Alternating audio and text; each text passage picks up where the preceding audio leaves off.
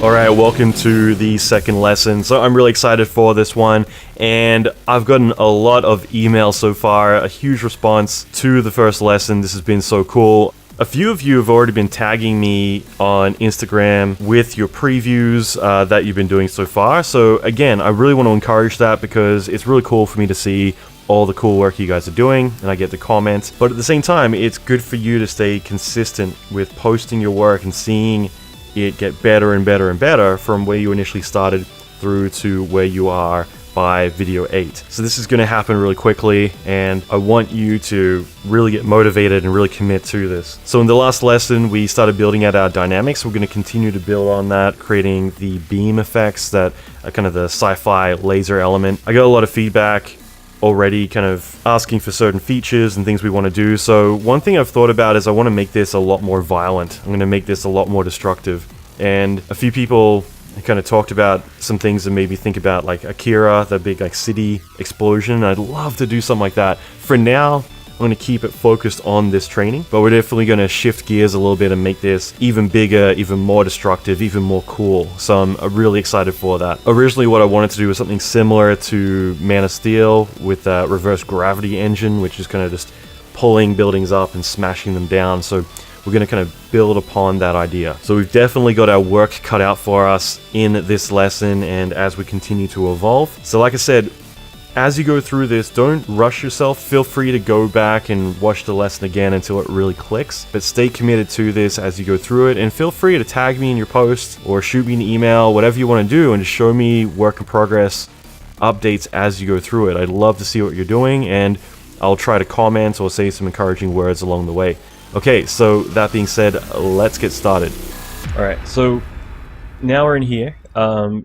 Here is what we have. We have like the buildings being ripped up, doing their thing.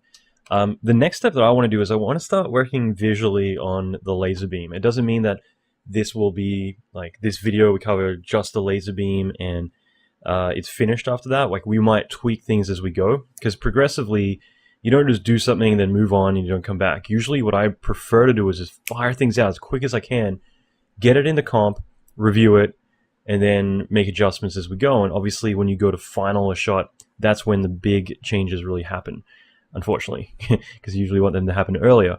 But in this case, you know, we've got all this happening. It looks cool.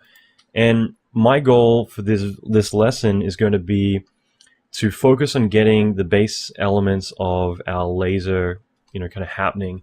And then from there, we might also tweak the animation of the building being ripped apart, because I kind of like it, but I wouldn't mind maybe having it spiral around or do something a bit more interesting as well, kind of like step it up a bit. So for now, this is cool. The other thing is, originally I just wanted to have like a very simple beam coming down. And although that does, you know, it would look cool kind of having that, I think, you know, we could definitely make it a bit more interesting. So, you know, I've been thinking a bit more about like, how do I make this even cooler? And I do like, I'm going to see if I can bring it up. I do like the idea of Man of Steel as reference. I'm just going to bring it up here.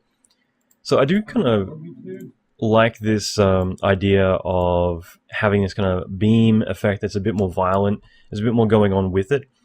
And also just the fact that it kind of like shoots down really quick and it rips everything up and then violently smack sends everything down to the ground. And I think that that could almost be a really cool effect to try and accomplish, like that kind of effect there, as well as then like smashing everything back down. Now, I hadn't planned to do this, but in a way it's going to make it more interesting, because then we could have like a big thick dust plume kind of rolling out. We could do a lot more with it. So I'm kind of stepping it up more and building more work for myself. It might not be 7 videos now, maybe it's going to be 8 or 9. Let's just keep going with it. And at the same time, I did go on Facebook, and I was just kind of like asking, for feedback as well. So for me, this is just kind of interesting seeing like what people would say about that stuff. You know, like what kind of feedback you could give me in terms of like, hey, you know what would be really cool if we had like extra stuff happening in the shot.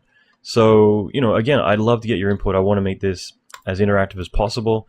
You know, I also was jumping on, I guess I'm jumping everything, but I was getting on Instagram as well, just kind of like getting you know, a bit of feedback there as well. So again, the more you want to give feedback, the better. But in this case, let's start with one, doing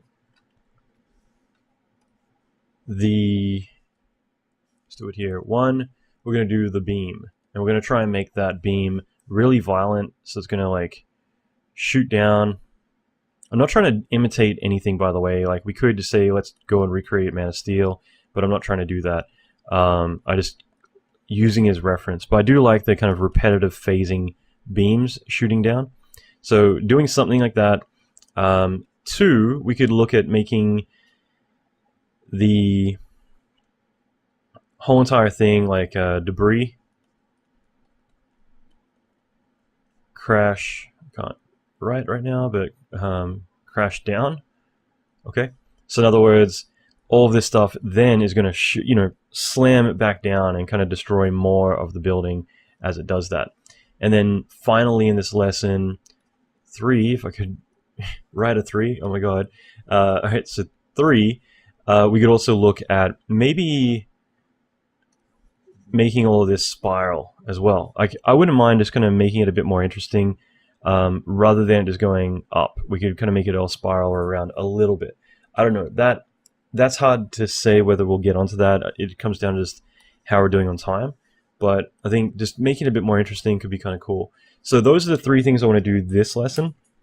And if we do all of that, then what I would like to do is, when it all crashes down, maybe in the next video we can have like a big thick smoke plume just kind of blast out, covering everything up. I think that could be really cool.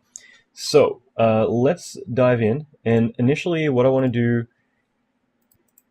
is start to build up our system. So I'm just going to jump into TP.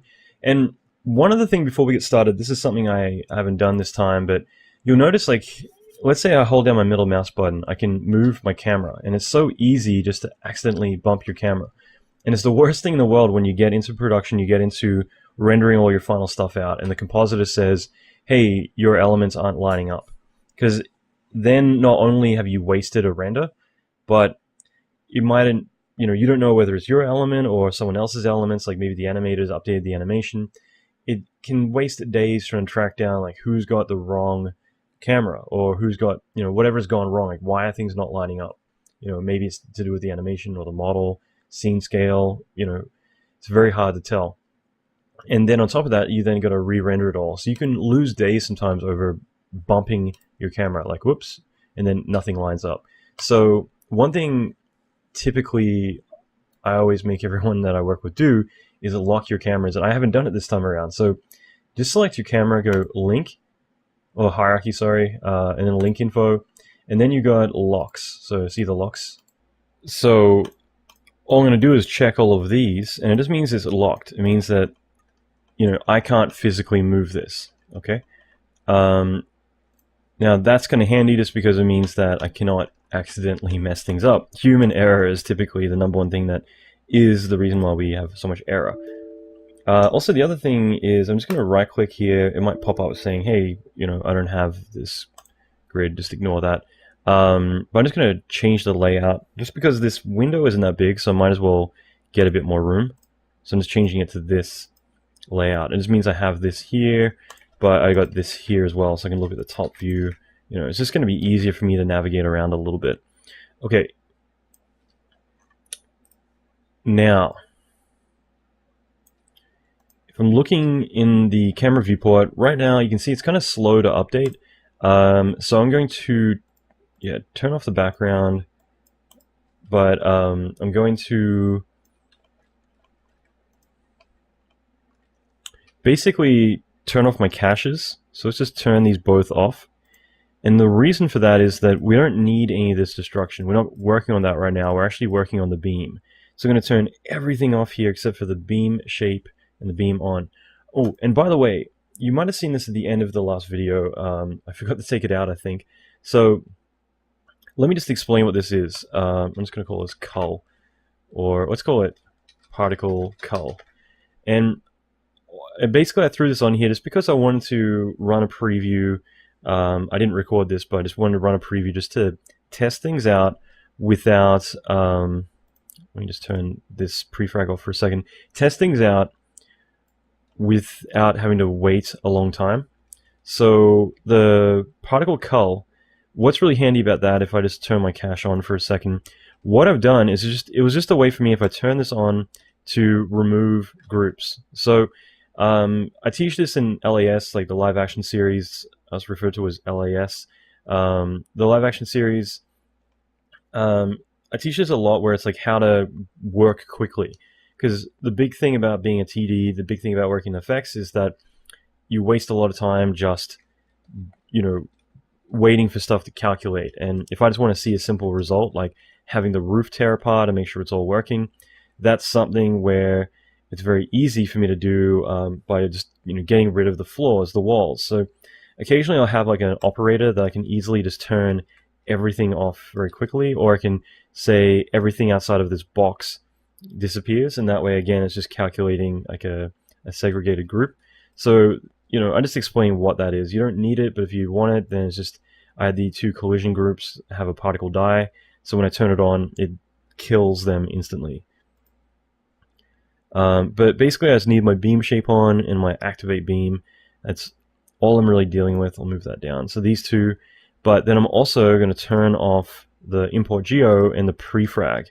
So all that's happening is I have my original buildings, and they're not fragmenting, they're not doing anything, because now I can scroll back and forth, it's real time, rather than before, where it was kind of slow because it's having to struggle to like read the cache and read all the geometry fragmenting. Okay, so turn off the cache, I've got this set up real time. We can see the lasers turning on, everything's working. The other thing is these cells are huge. I still want to see them, but let's just click on the VB cells and change this to dots. And let's also change the color to like gray, just something where I'm like, if I need to see if it's there, I can see it, but otherwise it's semi-invisible.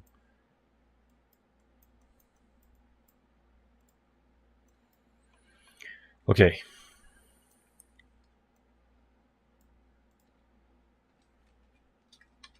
So, what I want to do first is, actually, here's the other thing.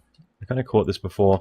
In the camera viewport, I kind of see where that beam is right there. So I want to make sure my beams are out of the way. They're not in the viewport. So I'm just going to move this up just a little bit, so that way it's out of the viewport. I just want to be careful about that.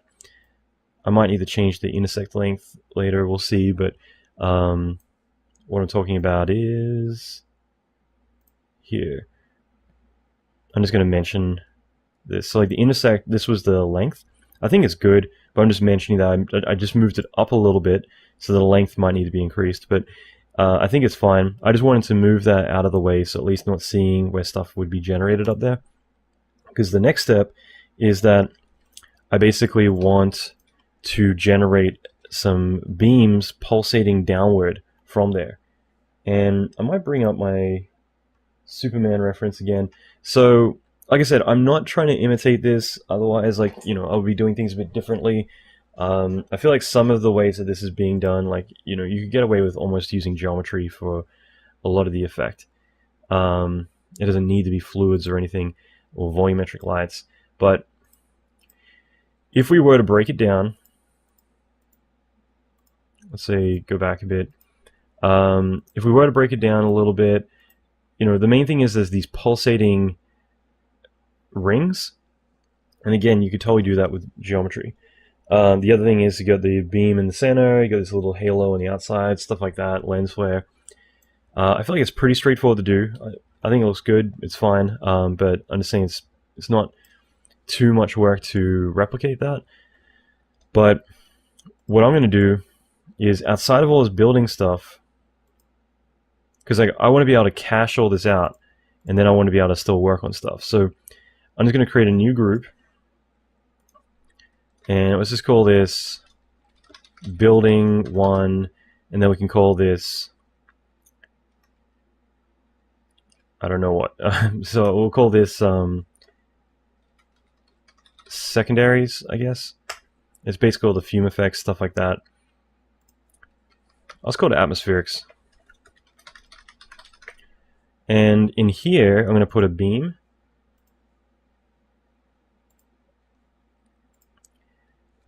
Let's just call this beam, and let's just create a few groups. Now, the big ones is radial head, and that's going to be the big radial head at the top here. So let's do that first. I'm going to, and again, the reason I'm doing this is because I can cache all of this if I want to, and then I can go add all these effects, because it's just reading the particle data. It's not changing it. So let's see. First of all, I just want to get the beam origin on. Okay, so if we look through our groups, just to recap, we get beam origin, which is at the very beginning this guy. Okay, so he's black.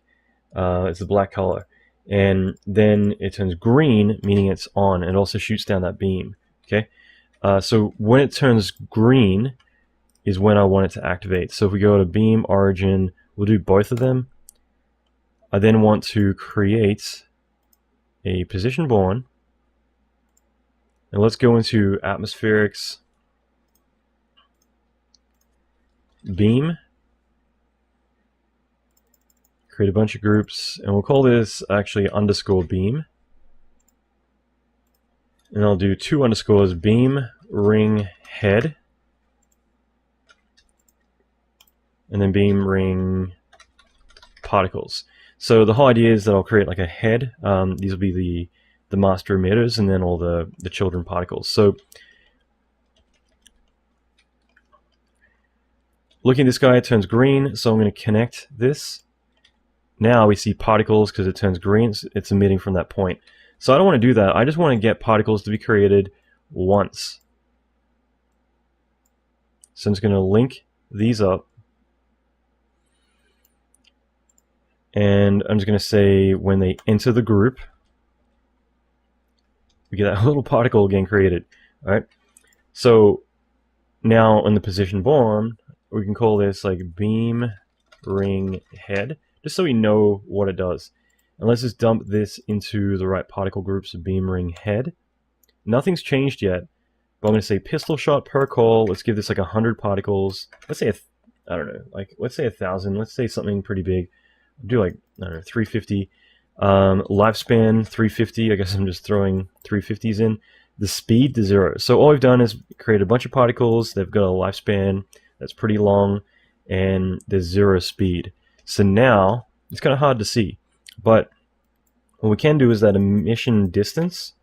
So emission distance and variation of 100. That's going to make them a bit more visible. Okay, so now these particles, when this activates, these particles turn on. Now, I don't want that, so I'm going to set the variation to 0, but we need to set the direction, okay, because right now they're going to shoot up, and if I were to do this way, you can see the angle each time changes based on the direction. So I'm going to randomize the direction instead. So if we output, or change the input direction, I'm just going to throw in a random. So I need a 0.3, and I need a, math random. So the whole point is we have X, Y, Z. I'm not going to touch the Z, which is up and down, just X and Y, which is left and right, back and forth. I'm going to plug a random value of -1 to +1, plug that in, and this will randomize it. It's going to go left and right, back and forth. So now we have something like that. Okay, so if we go back in here, actually I'm going to turn on edit on the fly just for a second, just so I can explain this just in case it's not clear.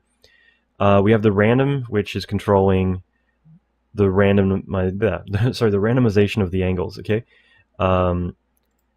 in the X and Y. And then we have that emission distance, which controls the radius of it. And then we have this, which would be a perfect circle, but we randomize the distance between them. Okay, so now we're getting just like a perfect circle, and we can choose more points. We can do whatever we wanted. So that is an easy way to build kind of like a bit of a plate that we can now shoot particles down from. Okay, so hopefully that makes sense. And I don't want this to be too big. Let's just say 25. I think that's probably a good, solid circumference. Okay, and so we're going to do more with this, but for now, let's just move on to, we have that radial head. Let's say create beam head particles, and we'll make like a thing called beam head. Or, sorry, let's just call it beam ring particles. And what I'll do here is I'm just going to get the new particles, the beam ring head, and I'm simply just going to drop in a position bond, plug in the position, and then I'm just going to choose the beam ring particles. Alright, so now we have that initial ring, and then they're creating particles. Alright, so let's do this. Let's set up a direction for these. I'm going to set direction -1, and we'll set the variation to 1, so they're pretty much just going directly down. Okay, and let's set the speed of these to something pretty damn fast. So let's try like 350, something like that. So these are going to move really fast. So now we're getting these rings shooting down. There's other things we could do. Here's the camera view. I feel like that's pretty fast, but the lifespan we could set to 15, and that way they're not living the entire time. Actually, that's pretty cool now. We've got, you know, with edit on the fly off, we can actually see this happening. I'm going to do pistol shot per call, and that's just going to shoot these rings down. Now, I want to do something more with this, but I wouldn't mind controlling the pulsing. I don't want it to be like that quick. I want it to actually go pulse, pulse, pulse, pulse. So one way to do that would be to actually use an egg timer, which I think we already used once before. Egg timer basically will say, it's a way of like using a stopwatch. You can say, okay, when you're activated, count a few frames and then do something. And in this case, I just want to say when they're reached, then we trigger it. So in other words, it could count like to 15 frames and then it turns this on. Another 15 frames, then it does it, or whatever we want it to do. So in this case, I want it to set to loop, and that means it's going to do every 24 frames it would loop. Now that's a bit too much for us, but every 24 frames, so 1 second, it's looping, okay, which is kind of cool. I want it to be a bit more frequent, so we could set this to be every 10, so it'd be like 2 a frame, or a bit more every couple of frames, but that way we just get these pulses kind of shooting through. So I kind of dig that. I kind of think that it's a good starting point to kind of get something a bit more interesting happening. And what are we calling this again? Beam ring particles. And let's just set the variations 1. We could randomize this a little bit if we wanted.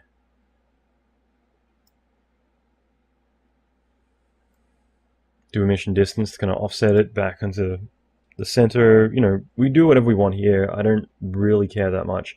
There's more we can do with it as we kind of make this a bit more intricate. But for now, what's happening is every 10 frames it's creating one of these rays. And this is kind of similar to the Superman thing where it might be hard to see, but there's these kind of like rings that shoot down. So we're kind of like, we're not doing as frequent as that, but there's these little rays kind of shooting down. So there's that. Now on top of that, I wouldn't mind making more of a constant stream as well. So I'm going to create another group, and let's call this like create beam FFX, and that's just going to be the FumeFX particles. Now if we go, sorry, just to be consistent, I might as well put particles. Alright, so in here we can do the same thing as we just did. We have like this this setup, and it's just creating the beam head. So hold shift, duplicate this, and I'm just going to say position from there, direction from there, I guess we'll turn it on from there, and this way we just have this big ring. The difference would be that this one, let's send it to a new group, and we'll call this beam head, or sorry, beam FFX head. And it's pretty much the same sort of setup. Particles. Alright, I'm going to make these a different color just so we can distinguish the two.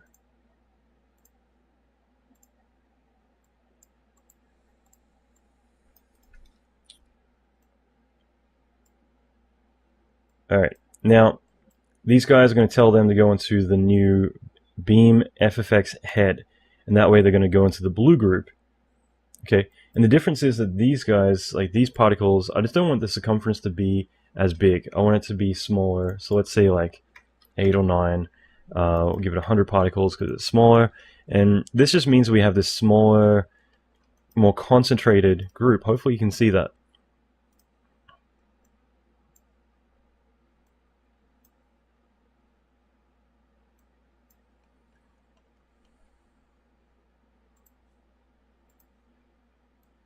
Okay, so it's that one there. And of course, same deal. Technically, we could do it all in here if we wanted. You know, rather than doing it in a different group, we could just say this is all generating the beam. You know, maybe we'll do that. So like, let's just remove this beam FFX particles, and we'll just call this like create beam particles. Let's just do it all in here. Might be a bit easier. Alright, so I'm just going to select all this, Control Shift, because we're basically doing the same system, but this one won't be pulses, it's going to be a lot more frequent. So I'm going to set this to go into the new beam FFX particles. We could probably set the loop to still have a little bit of break to it, so like 4. And this way we're getting way more particles coming down for every single time. The other thing I'll do is I'm going to set the speed variation to 100%. So now the speeds are varying, so we get this more constant stream of particles in between the others. The only issue is right now I haven't set it to go with the new particle group, so we need to change that. So change this to FFX head. Now it's in the center. This color is kind of a bit hard to see. I'm going to change it a little. Okay. Alright, so now it's in the center. So we have these rings outside, and then we have this constant stream in the middle. I kind of like that just so we get a bit of breakup. I'm going to go through this pretty quick, but I just want to, for me, doing an effect like this, I don't want to spend a lot of time trying to get intricate detail. It's going to be more about visually how it looks. I'm just going to keep hammering elements in.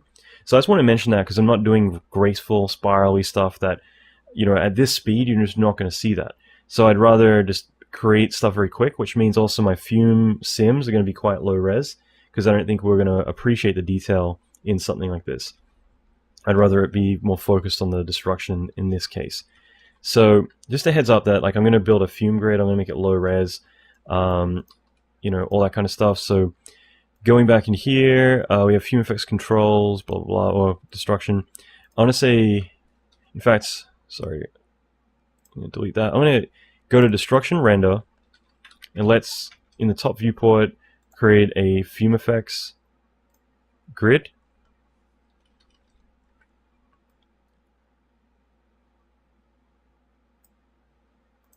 And, sorry, just make it a bit bigger. Alright, so I'm going to make this end around just inside of the building. Set the height to at least the height of that.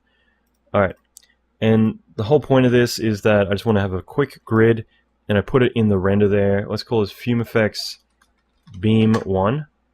Well, let's even go further. Let's say H1 beam 1. H1 being okay, sorry, B1. I was going to say house 1.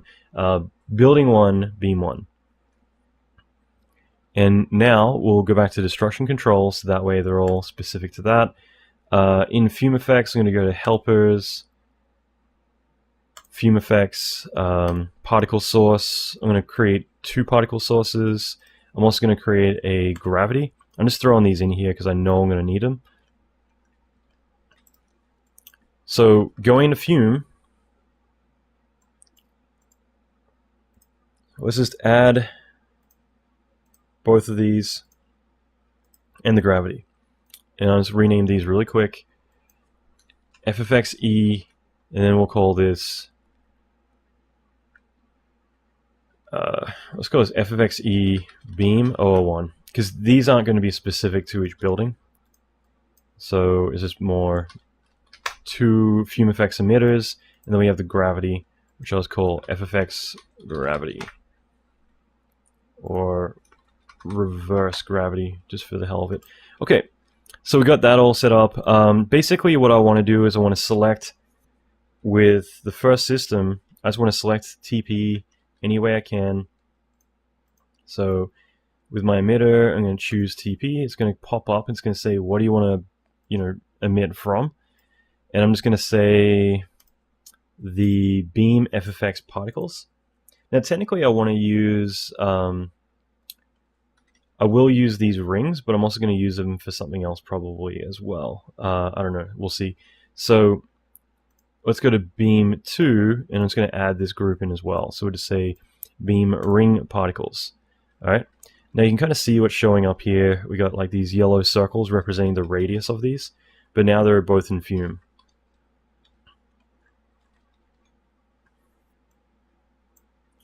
So my goal here is going to be to go into the beam 001, and I just want to set the radius much bigger, so let's say 3.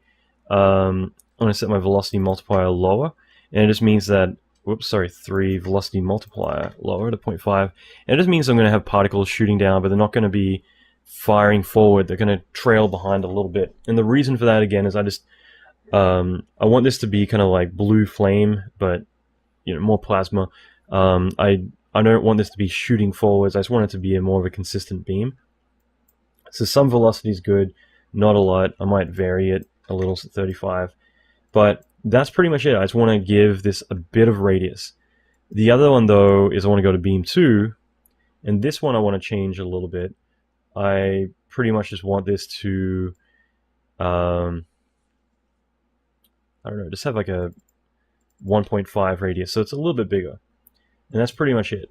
So when I run the sim right now, what I would get is just, it looked pretty generic, just fire and smoke.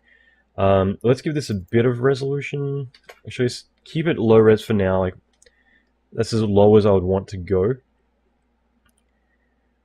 I'm going to go to the sim tab, and let's just turn off smoke, because I don't want to deal with smoke at all. I just want to deal with the fuel. So all I've done is I quickly created a fume grid, and I just created these 2 emitters and set them up so that way they emit at different radiuses, because I mainly want a consistent beam, but I do like the idea of having these things kind of flux through it. So that way it just kind of gives it some kind of motion, some kind of breakup, some pulsing. Flux might have been the wrong word. I think I'm just thinking of like, more the fluctuation of it, but flux, I guess, is my abbreviation. Okay, so there's more we want to do. I'm just going to start here. I'm going to hit the simulate button. Let's just see what we get. So right now we're just dealing with like more of a fire effect shooting through there. And obviously it's just doing it for that one beam. So that's kind of like what it looks like right now. One thing I just want to point out is in the general tab, because we're starting at frame 70, the start frame still defaults to 0, so we'll just set that to 70, so that way they're all synced up, and that way it's going to play back properly. So that's what we're getting right now, which is fine. Like, it's just like a concentrated beam. Now, I wasn't going to use Fume, I was just going to use like volumetric lights or something like that. I decided to use Fume just because I want to break this up, make it a bit more interesting, make it a bit more violent, so that's what I figure we'll start with. So for now, let's just go in the sim tab, and one thing is I want to make the reaction speed like fast. I want this thing to be able to update really quickly. So to do that, I need to set my time scale to 5, and then because it's going to require a lot more sampling per frame to keep up with that, I need to sample it at least up to 5 times per frame. Okay, so by putting that, it's going to sample more times. Okay, so that is really critical. Just I'm upping the time speed, and then I'm upping this value. The other thing is I just want to put in some turbulence to kind of, again, break it up, because it is going to be pulsing. I want to randomize it.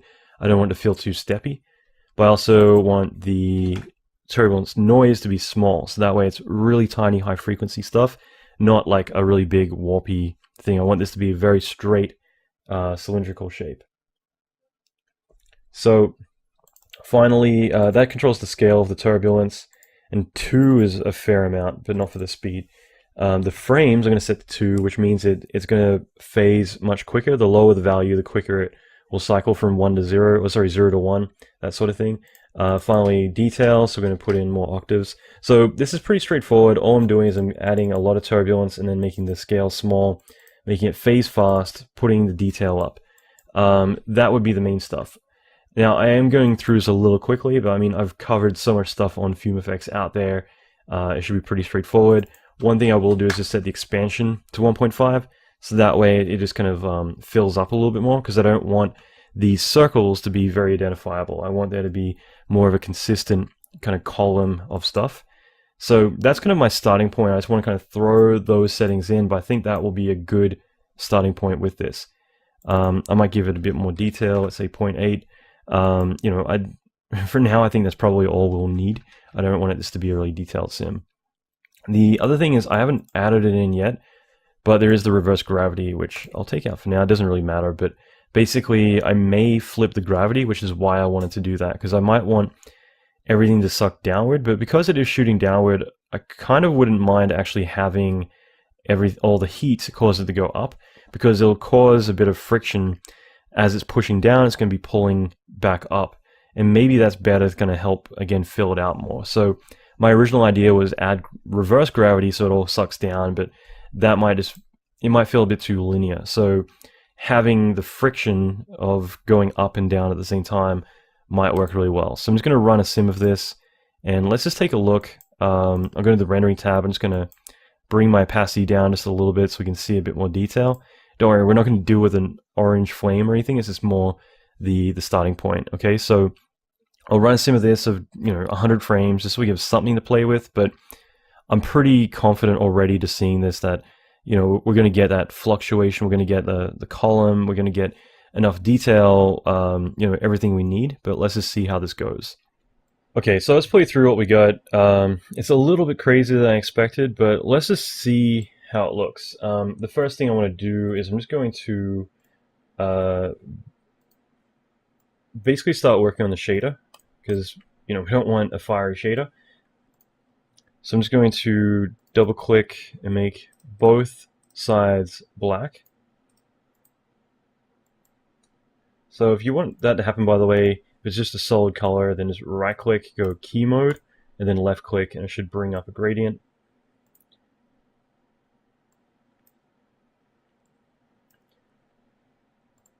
And let me just throw in some positions first of all. So I'm just going to click here to create another one.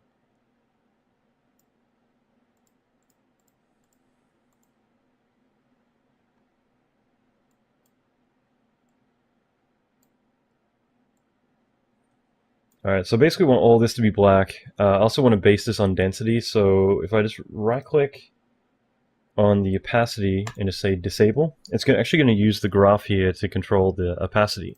So if I click now, what I can do is I can start putting in more of a blue color, just something to start with, something like that. And that's just going to make it a bit nicer. Now, in addition, I might want to make it a bit more washed out. So the next color, I might put this one here, I guess. I'm just going to throw in these numbers because I know that this is going to be a bit more of a washed out gray, and I kind of figured this way it ramps up quickly here, and then it comes down, and then the final color, we could just do something that it's just a lot more kind of like dark blue. Maybe not as intense. Because again, the opacity, the luminance here controls how bright it is. So it's really bright, I can pull it back. Shift the coloring a little bit. Alright, so I feel like that's pretty good. One thing I'm just going to bring up, okay, and this is linear color space. I'm getting ahead of myself here, but linear color space, typically linear is always the best way to go. But my Wacom's upside down. But Max's atmospherics tend to double up when you render them, and it's a bit of it's just basically a max thing. And because of that, like linear color space, the gamma 2.2, so you're rendering gamma, it's going to put the gamma to 2.2, and I had this on by default. So I like linear space, but when it comes to atmospherics, I tend to turn that off. And what's going to happen is when I hit OK, it's going to bring this back a little bit. And that always looks better because basically with the Gamma 2.2, what actually happens is Max's atmospherics, they tend to double up twice. So instead of 1.0, it ends up being 2.2. So with Fume, it actually doubles it. So it ends up being 4.4. Okay, so or with any atmospherics, the color space ends up doubling up, which is a bit of a problem. So you can work around that. There's a few different ways to do it. One is you could just set on V-Ray like the gamma to bring it back down, or whatever you want to do. The cool thing is these days you actually can go to rendering environment, and you can actually set an override here where the gamma correction could be 0.454, which essentially is like 1.0 divided by, am I doing that right? Divided by, sorry, 2.2. It's going to be 0.454. So that would be the way that you could actually drop that back a little bit, okay?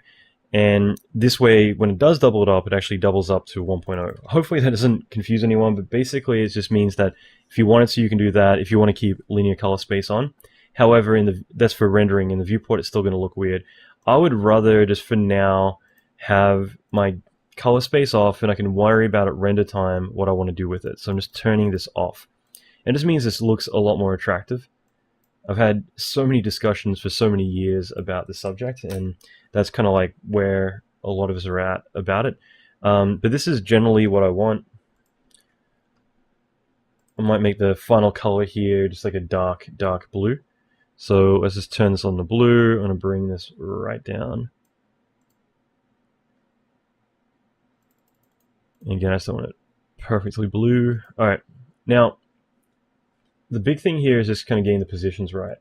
And so I do want a majority to happen over here. And this is what I was going to explain, is that this is based on the luminance. So if we look at the luminance here, we have 0, then we have like, I forget what it was. It's basically really, really bright, and then is 0.5, and then by here it's like 0.1 really, because it's 34 out of 255, so about that. And then here it kind of go brighter again, so 0.8. Let's just say something like that. Basically, the brightness, the luminance value of it is essentially controlling the opacity here. So we're saying it to be not bright, and then very opaque, and then coming back down, and then up again, and then down. It's essentially what we're doing by having these colors, the brightnesses that they are. And this just means that we have a lot of dark color in here, which means that it's not going to be very opaque.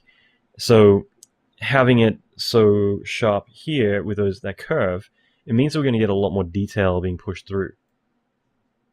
So I think that's really critical just to be aware, is that we're trying to get as much detail in here as we can. So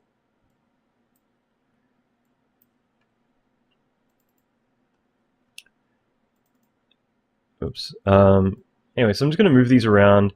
You can see the position up here if you want to copy what I'm doing, but 37 roughly. This one is 13 roughly, or 12, all I'm doing is I'm trying to crush these in, I compact them in as much as I can.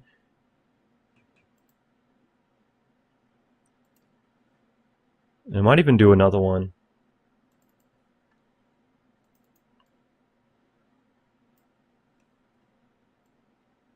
Just to kind of bring this down as much as I can.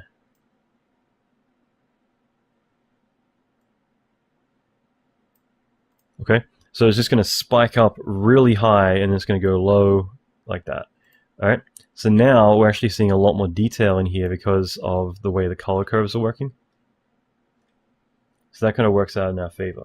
Now, I also want to make the opacity quite low. All right, so like bring it down.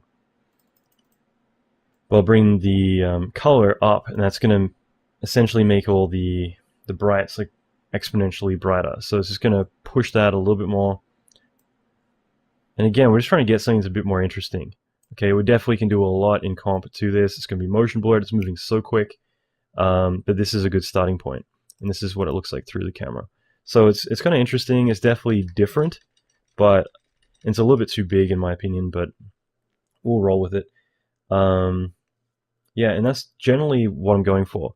We can do a couple of things. I might set my step size to 20, and that's just going to give it more sampling in the render. Okay, that'd be the main thing. Actually, one good rule of thumb: whenever you're working on effects like this that could be transparent on black, you know, it can cause a lot of issues. I've had so many projects where the effects artist has been tweaking stuff all day long, and they swear it looks amazing, and then the compositor brings it in, and they're like, "I can't see your effect. You give me empty frames." And they're like, "No, it isn't. It's there. You gotta look." And I always bring my background to bright green because it's, you know, or whatever color it might be, but bright green, because then I can actually see it properly. Because there might be times where I just want to ride this point home. You might be working on this effect, and you're like, "Oh, it's really subtle. It looks really cool." And then you bring up the bright green. It's like, where's your effect? Because it doesn't matter what color it is. It's not about that. It's to do with the fact that as soon as you put it on a background, it's now got transparency and you can't see it properly. So I think that's really critical, is just to keep in mind that, you know, you want to test anything transparent like smoke, dust, whatever, on the background so you can see it in context. Because other times, like when this happened, the effects artist has to go back and pretty much rebuild their effect because they got it perfect, the lighting, the shader, and it was the wrong opacity, and then like when they bring it up, it looks completely different. So just be aware that you know, you should be trying to check your transparencies so that, you know, that way we can get a better idea of how it looks. All right, so I think just as a base point, that kind of works well. Like I said, I'm not being really picky about this. We can definitely add more detail. We can also do it in here. I find that the post sharpening can get it a little slow, but it's something we could play with. I'm just going to keep it off for now. Okay, so everything's looking pretty cool for now, and I want to do a bit more work on the laser beam, the actual laser beam. So let me just make a bit more room, and I'm going to turn these two off for the moment. Let's go back to the beam shape in building 1. And right now, like when it turns on, it's pretty thin. The other thing is it kind of goes both directions because it's creating a box in the center. So what I'm thinking is we could actually just make a cylinder.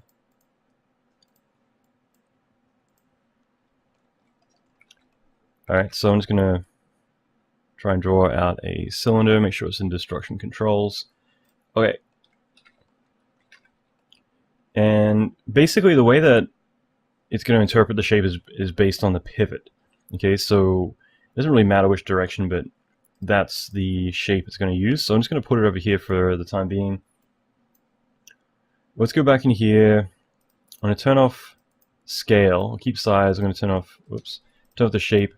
Let's just do a shape geom instance.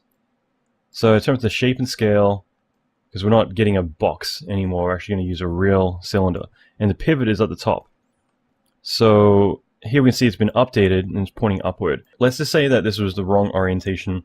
I just want to point this out in case you're ever in this situation. You can put an X form because it's not changing the transform coordinates, it's actually changing the mesh itself. So that would be how you could flip it upside down. You do like angle snap, go 180 degrees, and there you go. Now, with this beam, let's just put it in the geometry. Let's make this, pretty long. Make the radius bigger. That was pretty cool. And obviously we can scale it more if we need to, but I think that's a good starting point to this. So let's just call this asset beam shape, just so we have that there. All right, so this is the beam that's shooting down. When you get rid of those two, I'll throw a scale back on because like we might end up modifying this later on, but that is a good starting point for what we need. So if we play through this, we turn these particles back on. Now we have this beam kind of shooting down as well. So I'm going to select my Fume. I just want to see just under enable display, we'll say fire, set the reduction, and I'll just click the little plus, and that means I can deselect it. This is just helpful because I can kind of see, all right, like that is as thick as it's going to be. Do I want the core? Let me change the angle. Do I want the core to be that thick? I think that's pretty good, but I think it might be a bit too much. Rather than modifying it in here, sorry, in the mesh, why don't I just do it here? Let's make it, I'm going to try 70 in each axis except for the Y. And that feels a bit thinner.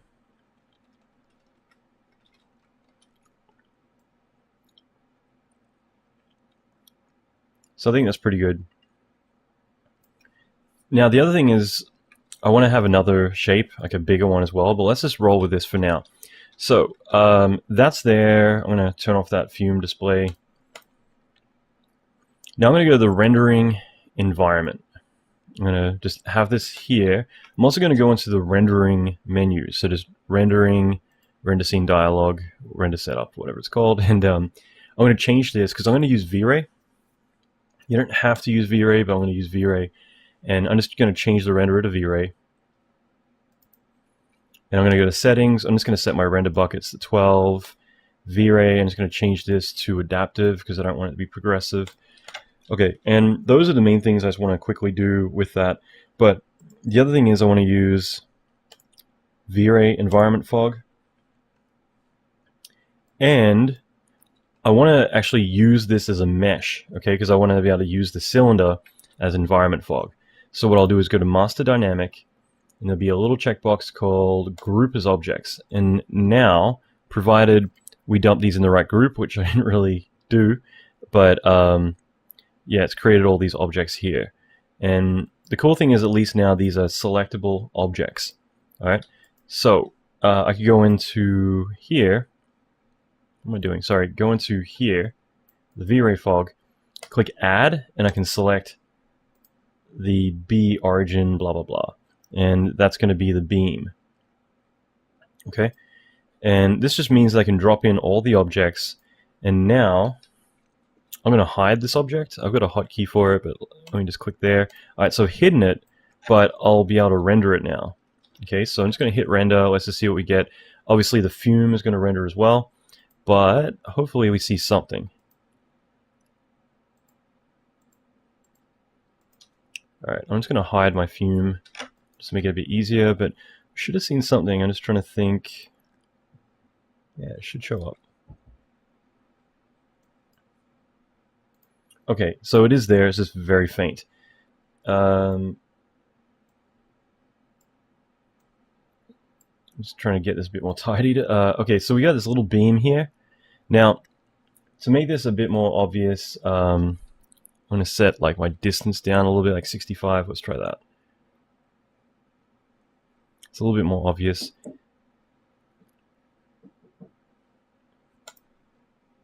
Now, rather than focusing on the solid beam, I want to use textures to break it up anyway. So,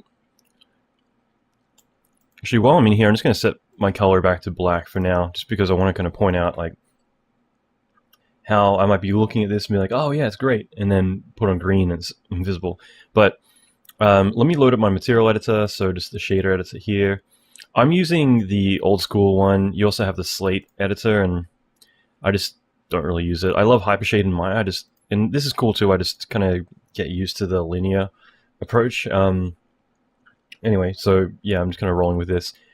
So I'm just going to, I've got a shader here. I'm not going to use the shader, but I'll just drop all the textures I want to use into one. So just ignore my close. I don't even need that. I'm just going to drop in a noise. And basically I just want to use a noise to control the density. Because if we go in here, right now it's not very bright. But that's because I want to use the emission here. The emission will make it a lot more multiplied or additive. So let me just drag this noise into fog density as an instance, as well as fog emission as an instance. And if we just render this now, it's going to be, yeah, it's going to look solid because the sizes are way too big. So ultimately what I'd like to do here is like bring the size down. Like let's do like 5.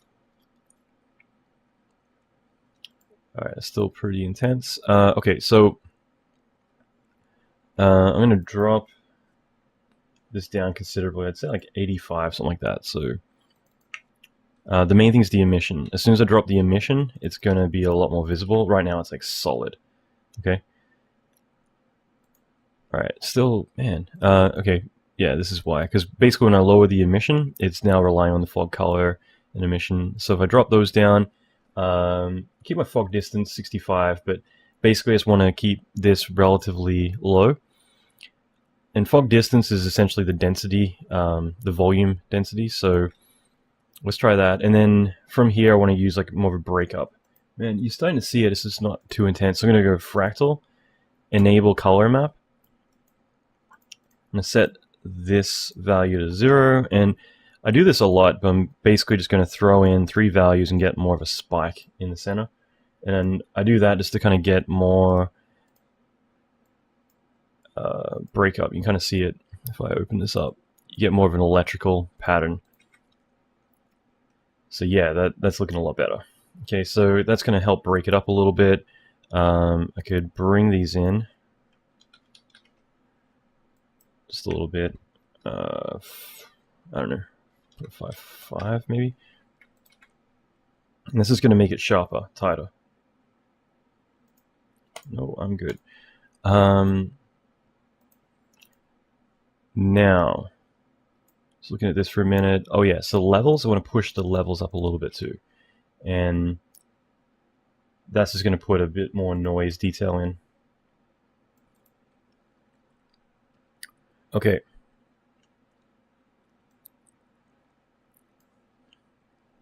So let's look at this in context again. So I'm going to put on green background. Then I'm going to unhide the fume. Yeah, so that's a lot more broken up. That's better. And also look at the alpha. And you see that the alpha, yeah, when this comes in, it's going to... That's what we should really be looking at. So I'm going to unhide my fume.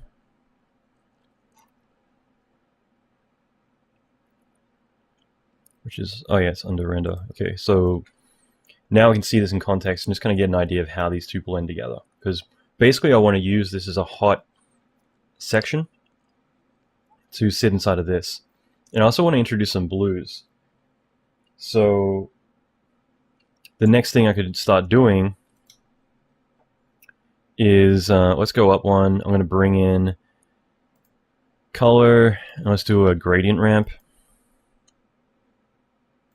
And I'm just going to do this really quick. I'm going to say dark blue, light blue, and then more cyan, lighter blue. I'm going to drag this into the fog color.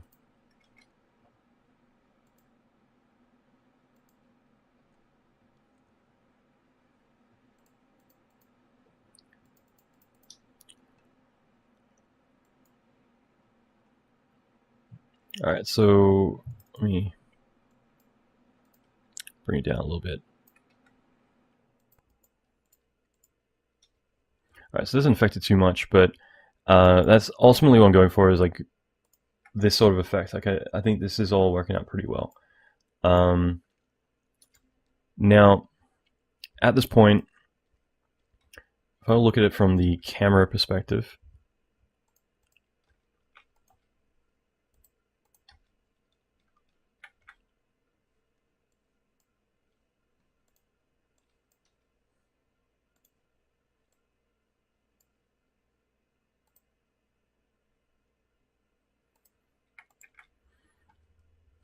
I just want to get a better idea in context of what we're looking at, because I might want to make this more hotter. Yeah, in fact I will. So this looks cool.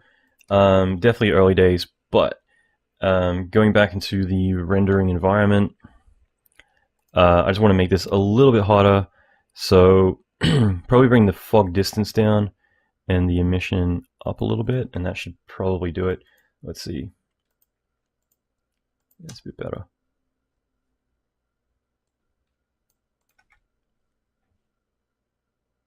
Yeah, for now I think that's cool. Now what I want to do next is I'm going to introduce an additional shape in here. And the reason for that is because that way I can get more of a wider spread. Because like right now, this kind of, I want this to be a bit more solid, like there's a beam coming down through it, just to kind of solidify the whole thing as one element. Okay. All right. So at this point, I'm basically just going to go into TP again. I'm going to replicate what we already made, and I'm just going to look at creating a second shape. And this one's going to be specifically for doing the outer beam. So I should probably go back in here and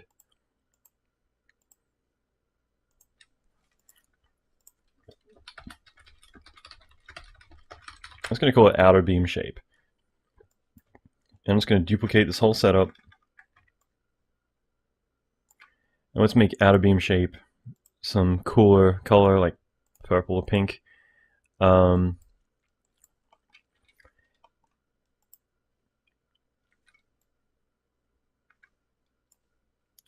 And so let's just say this. I'm going to delete that shape. I'm just going to do a position born and plug the position, whoops, in. And we'll do it this way. I think this makes more sense. So the born shape is going to have all these properties, and we'll just call this create outer beam shape. And we'll say pistol shot per call. Outer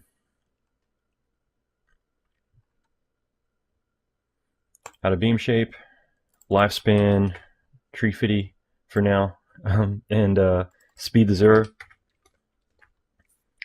And we'll just set the scale of this to be much bigger. So let's say 200, just for now. Let's just see what we get for that. Okay.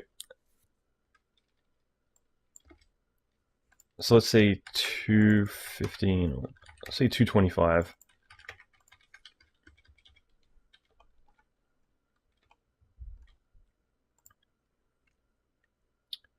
So it's outer beam shape. Okay.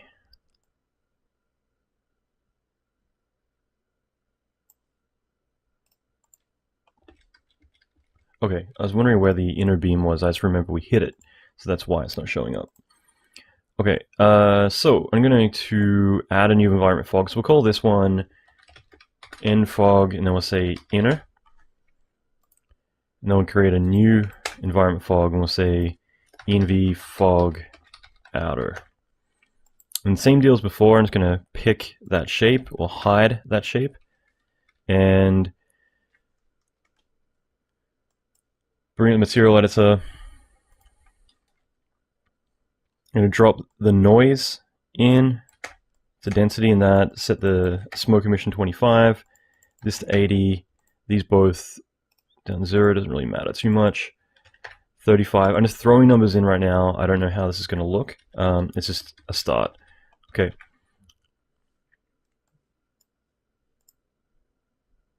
So I'm just getting like a basic idea of like what it's going to look like. I'm also going to change my render resolution, because right now we're rendering pretty high res and I don't think that's really necessary. So in here, just make sure it's on aspect locked. I'm going to say like 800 by 411. Alright, I'll just render a bit quicker. Fume, I'm going to hide. Let's just focus on the 2 laser beam effects. And it's also good to see them in context, because I might lower the beam, make the distance like 100, 15, 50. I'm just throwing numbers in, I just want to get an idea.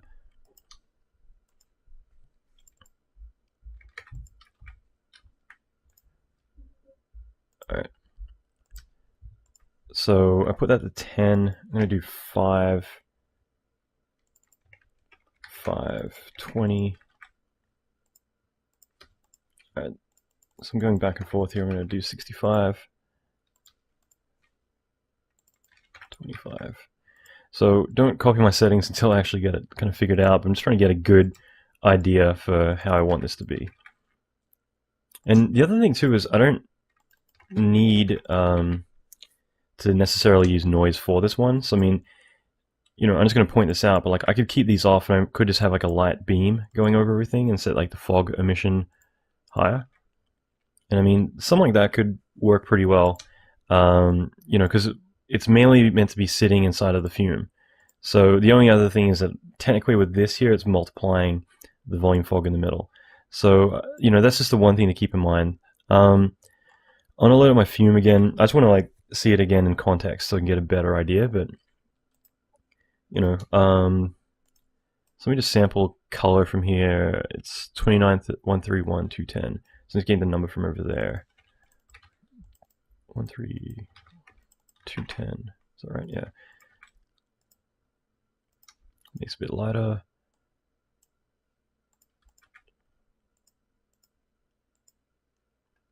That's just filling it out a bit more.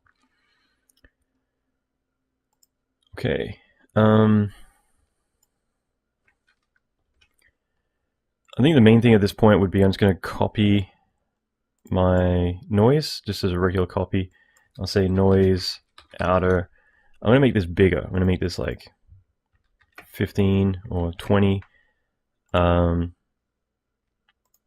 also going to fill it here a little bit more. I'll drag that into noise. Oops, noise. So I'm just going to try that because this is a larger shape. It will just kind of be a bit more broken up. Alright, so I apologize. I am kind of jumping around a little bit. It's just I kind of want to get a better feel just for my, you know, how this, what this is actually doing, basically. So anyway, like I said, I'm just kind of screwing around a little bit, just trying to see what we can get from it. What I'll do is I'm just going to keep it as simple as this. I'll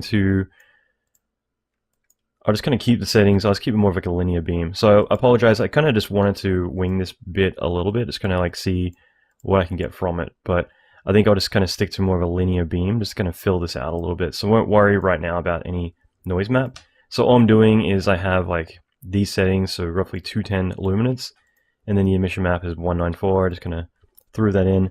But I think from the camera view, I think that'll look pretty good. Let me go ahead a few more frames.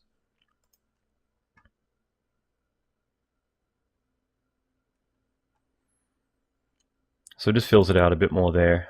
We still have the beam in the very center as well. I'm not too concerned about that. I wouldn't mind just kind of making it a little bit more filled, like less detail.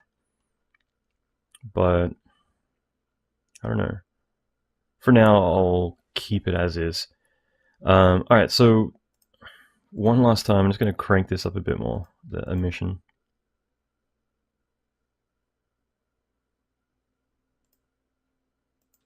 Alright, yeah, that'll do.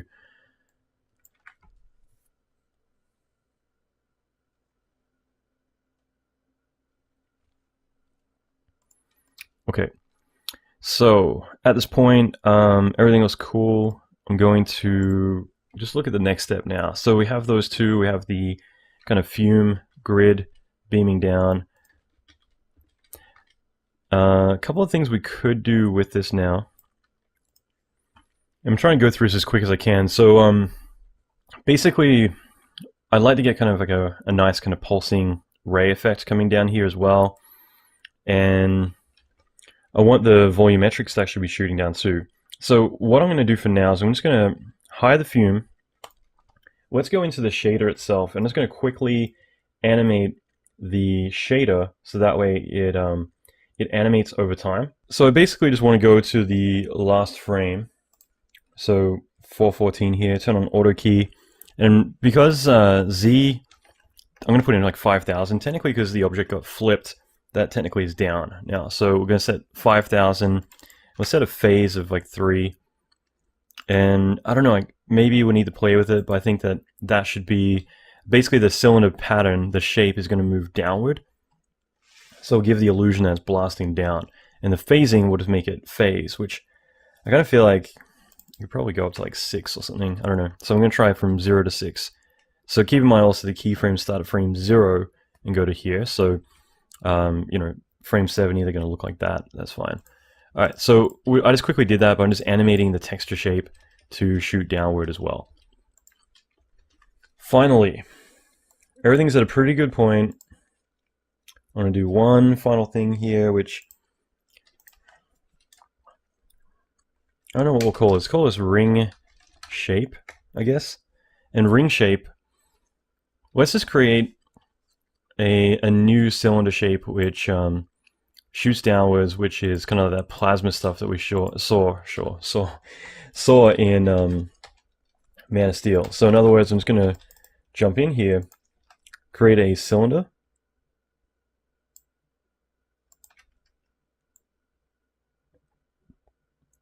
Make this a big cylinder. Set the segments here to 5.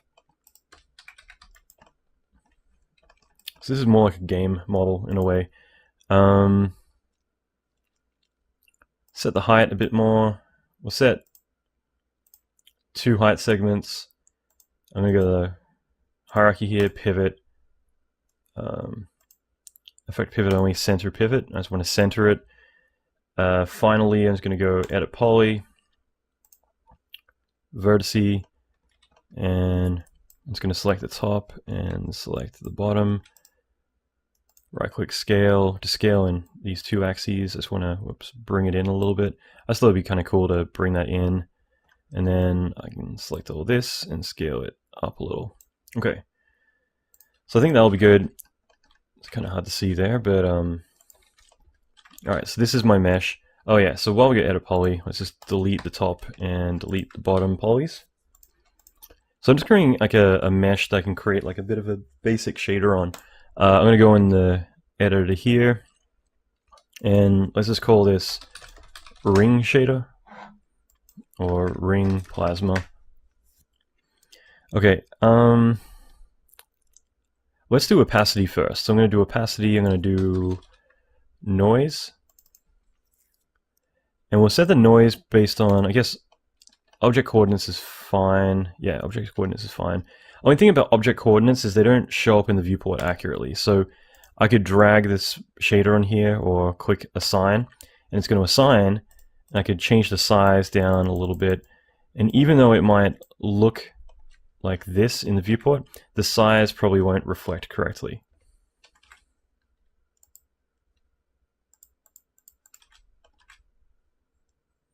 So yeah, the size is kind of a little bit different. So just a heads up about that. Alright, so I'm going to do fractal. I'm going to make this more of like a plasma effect again. So same deal, output, enable. It's just the easiest way to do this. There are custom like free plugins you can get, like free shaders that do this sort of thing, but I just want to do it this way because that way we don't need to download any like the electric shader, stuff like that. Or, you know, it's essentially like a Perlin shader. Alright, so let's make the levels higher and bring this out a little. Okay, something like that is fine. I don't really care that much. Alright, I'm going to go auto key again. So auto key, go to the last frame. Let's set this to 10. I'm assuming that's going to phase pretty quickly. Just wrong angle.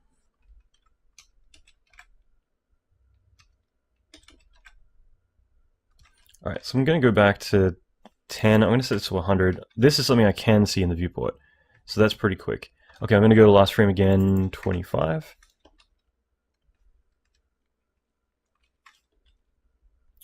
So it's going to move pretty quick.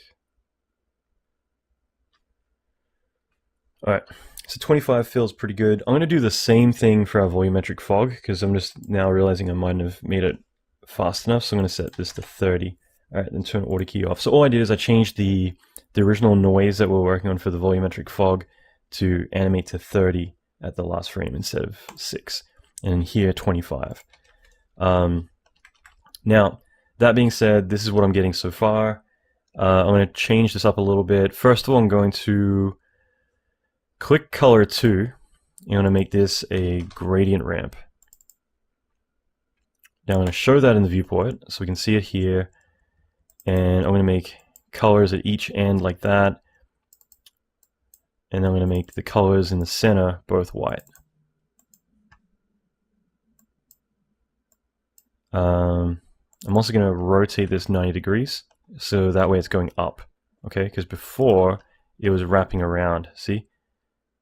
So rotate it 90 degrees and that way it's going up.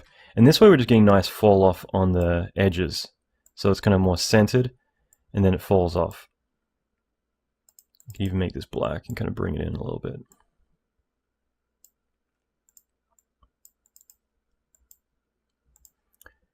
And I'll just put a little bit of noise on that.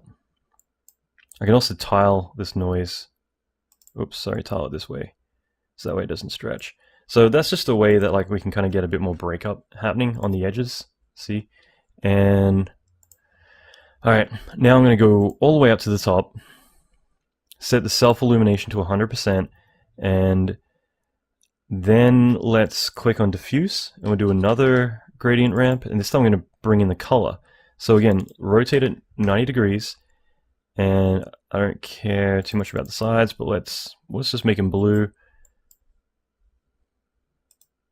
Copy it, paste it, and then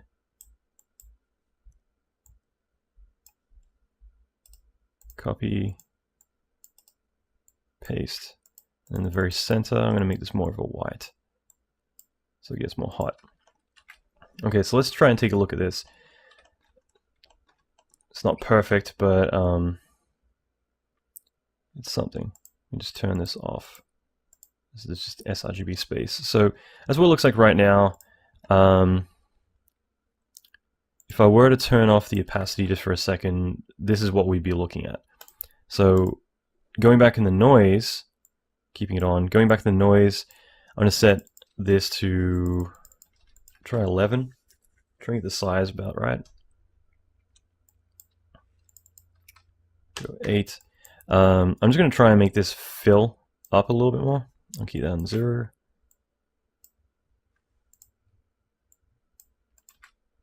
Like this thing's going to be moving so quick, I don't really care too much, but I still just want to get something that looks a bit more electric without needing to do a lot of work.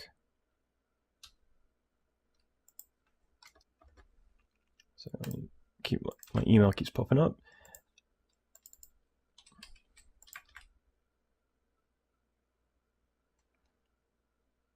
And usually I would set up a more complex shader. I would layer a lot more on top, but I don't care too much. Like I said, this thing is going to blur so much that it's not too big a deal. A couple of things I could do if I really wanted is I could set the opacity to 50. I could set extended parameters and set the filter a little bit brighter, and that's just going to make it more additive.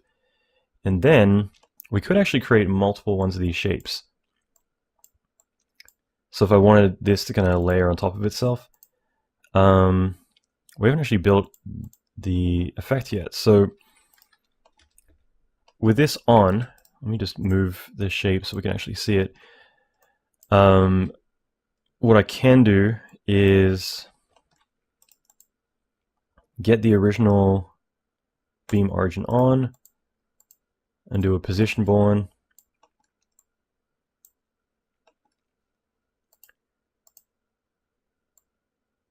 So I'm kind of winging this part, but like, again, I kind of feel like for me, this is part of the process that I would enjoy, is just kind of getting to see, you know, how I kind of get to a certain point rather than put in these values.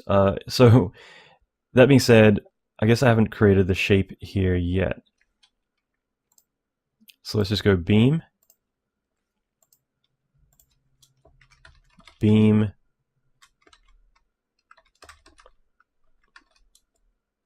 call it beam plasma.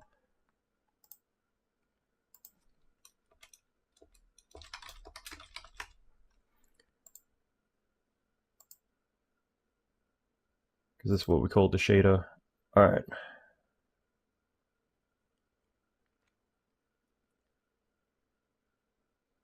Beam plasma. I am going to move this. I put it in atmospherics, so I'm going to move this into MISC. All right. So as this gets created, I'm going to give it a direction. I'm going to make these last, I don't know, 20 frames. Negative, or actually, let's just do like 1,000, 0 variation, 0 variation in the angle, -1 for the direction.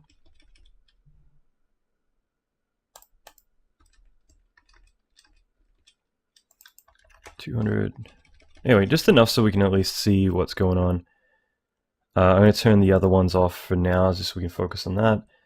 I'm going to assign shape geom instance.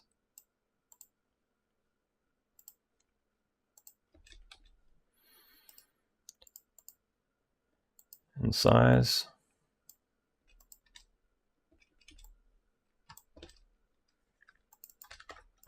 Give it a little bit of variation, and that way we're getting something like that. Okay. Now I don't want it to be as common as this. So one way that I could, let's say I want to make it not emit every pistol shot. What I can do is a threshold, and a threshold could then say, all right, like if it's between 1 and 2, then turn on. And what I can do then is go helpers, math, random, and each time a particle comes through here, it's going to randomly assign a value, and I can give this a value of 1.0 to 1.5. So in other words, there's a smaller percentage chance that something could get created. So you can kind of like say every 5th particle or something gets assigned.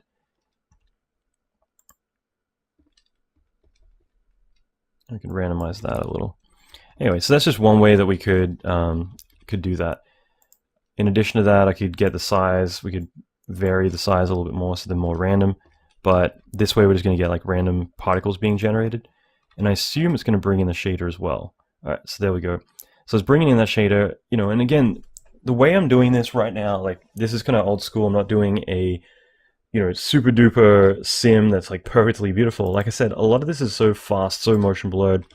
I'm just going with what I know I can put into comp and I can get this to look really good. So I don't really care too much about like trying to make it look perfect. And you know, I think that's like such a valuable lesson, is like, oh, you know, like rather than trying to kill yourself on a render, if you know you can make it look good, then that's what matters.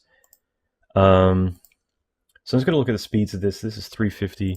All right, so with my beam plasma, I'm going to give this a speed of, actually, sorry. All right, so I'm going to give it a speed of about 400. I want it to be a little bit faster than everything else. So I'm going to do a preview of this so we can just kind of see it in context.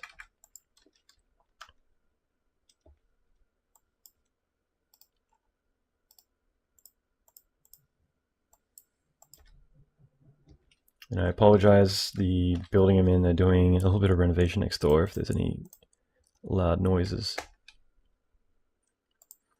Actually, before I do that, one thing I will do, just in case you're having this issue, I just turn group as objects off. For whatever reason, the Playblast does not like having the Playblast on. Sorry, having the group as objects on. One other thing I'm just going to do now is I'm just going to set this up like a material, can't spell today, material overrides. So there's just a few shaders in here. I apologize for that clunking. That's kind of frustrating. I've been waiting for the hammering to be over. Basically, let's just set up the shaders now for whatever we need. Just because I feel like right now, you know, we're assigning some shapes to certain things that we wanted. I'm going to do a couple of things here. I'm going to get these cylinders. I'm just going to make them non-renderable. So on a MISC, we get beam plasma.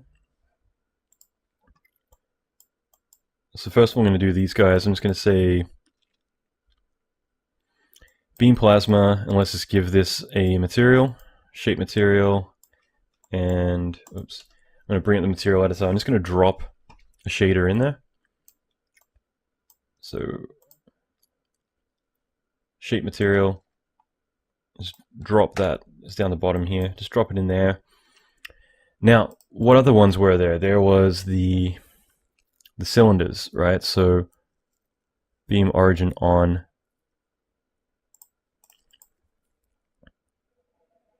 And outer beam shape.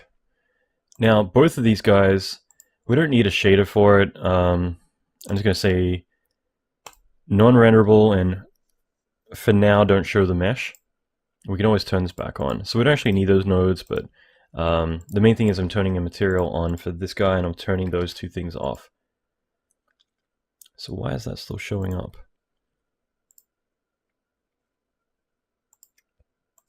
Okay, so just going to turn this to none. And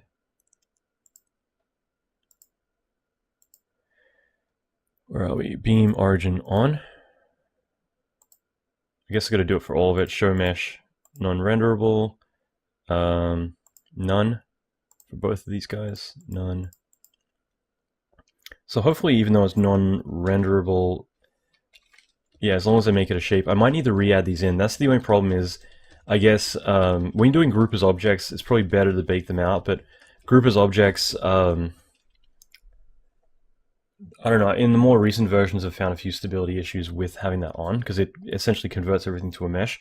So it's fine to turn it on, but for whatever reason, playblasts don't seem to work, or at least for me. So I'm just mentioning this that I might need to set up my volumetric fog again because I turned group as objects off, but I'm just being aware of that for myself.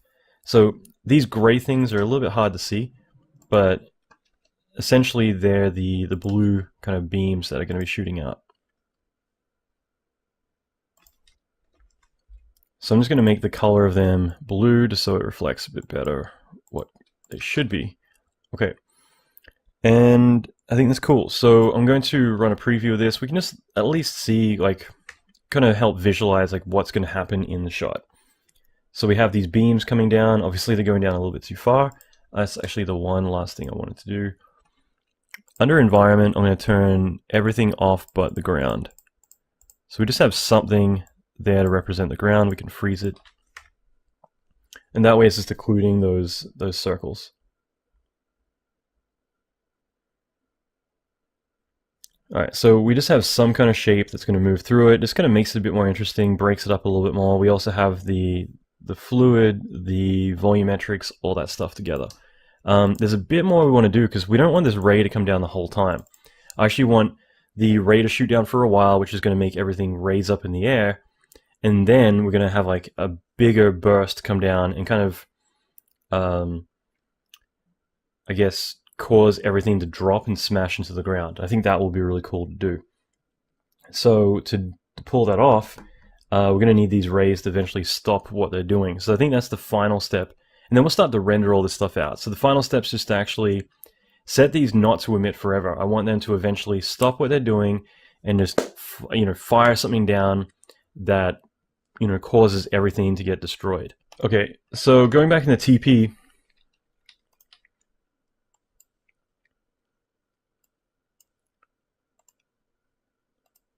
we got the material overrides. I mean, technically this should be shaders, but we'll deal with this later. Sorry, let me just get situated here. Okay, so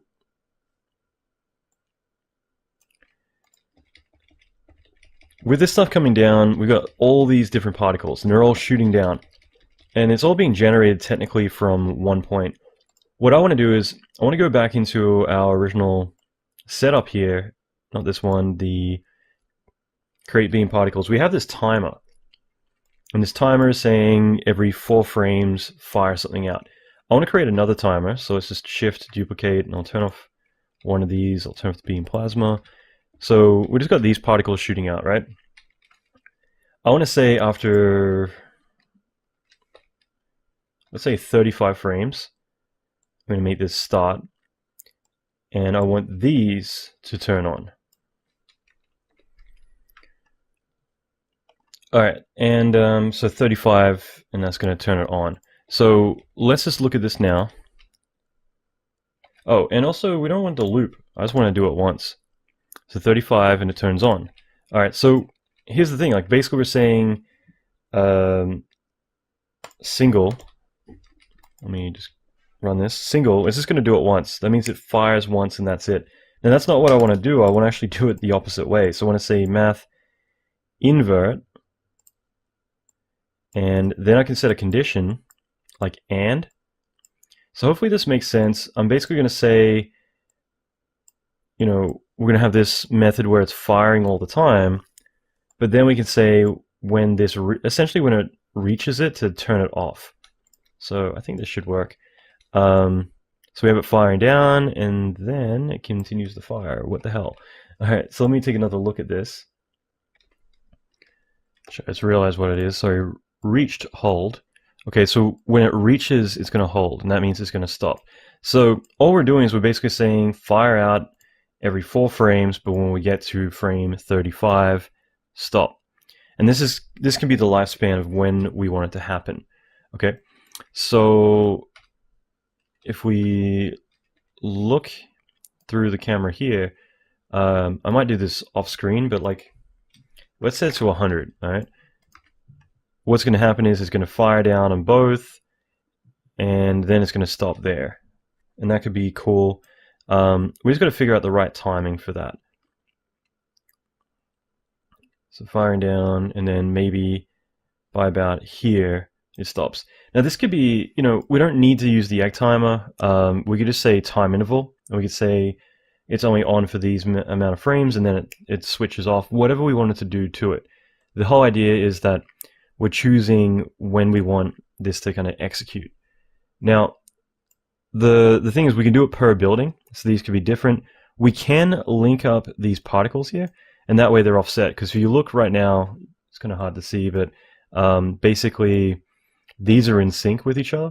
I think it'll be a lot more obvious if I do it to this guy here. So invert and egg timer, link out that particle. So I'm kind of doing this backwards. I'm just duplicating this. So invert, sorry, hold.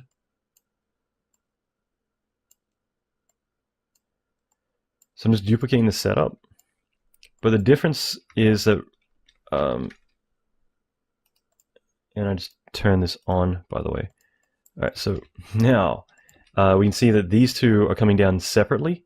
Okay, so they're offset. But if we were to turn off, these two particles, they're technically going to be in sync, because it's going to look at this the first time one of them is triggered. So they're kind of together now. It means they both, actually that's a good example, is they both turn off the exact same time. So maybe we want that, rather than if we link them up, then, you know, one activates later, so it's going to turn off later. Which personally I don't like the idea of, because then we get one turns off and the other one keeps going for a while, and then it turns off. Now if you're thinking about the choreography of the shot, what's going to happen is you got this big bang, and then you got another big bang, and because it's kind of off screen, the camera's shaky, personally I feel like timing wise you're going to lose a lot because of that. It makes more sense just to have them both, one activates, the next one activates, then together like a big ray shoots down and the whole thing, you know, drops, everything gets destroyed. I think that makes more sense. So, you know, again, this is something we got to decide on, but I feel like that's kind of the general gist of what we're doing here. So I'm going to collapse this down a little bit just so it's a little bit easier to see. But we have the option of turning everything off at the same time. And, you know, I just want to give as many options as possible, but the other one, like I said, is time interval, which, I don't know, I kind of feel like maybe it makes more sense here to link this up, and we could say 70 to 180, all right? And same deal here.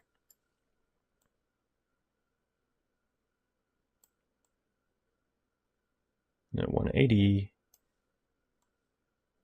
pretty sure things are turning off.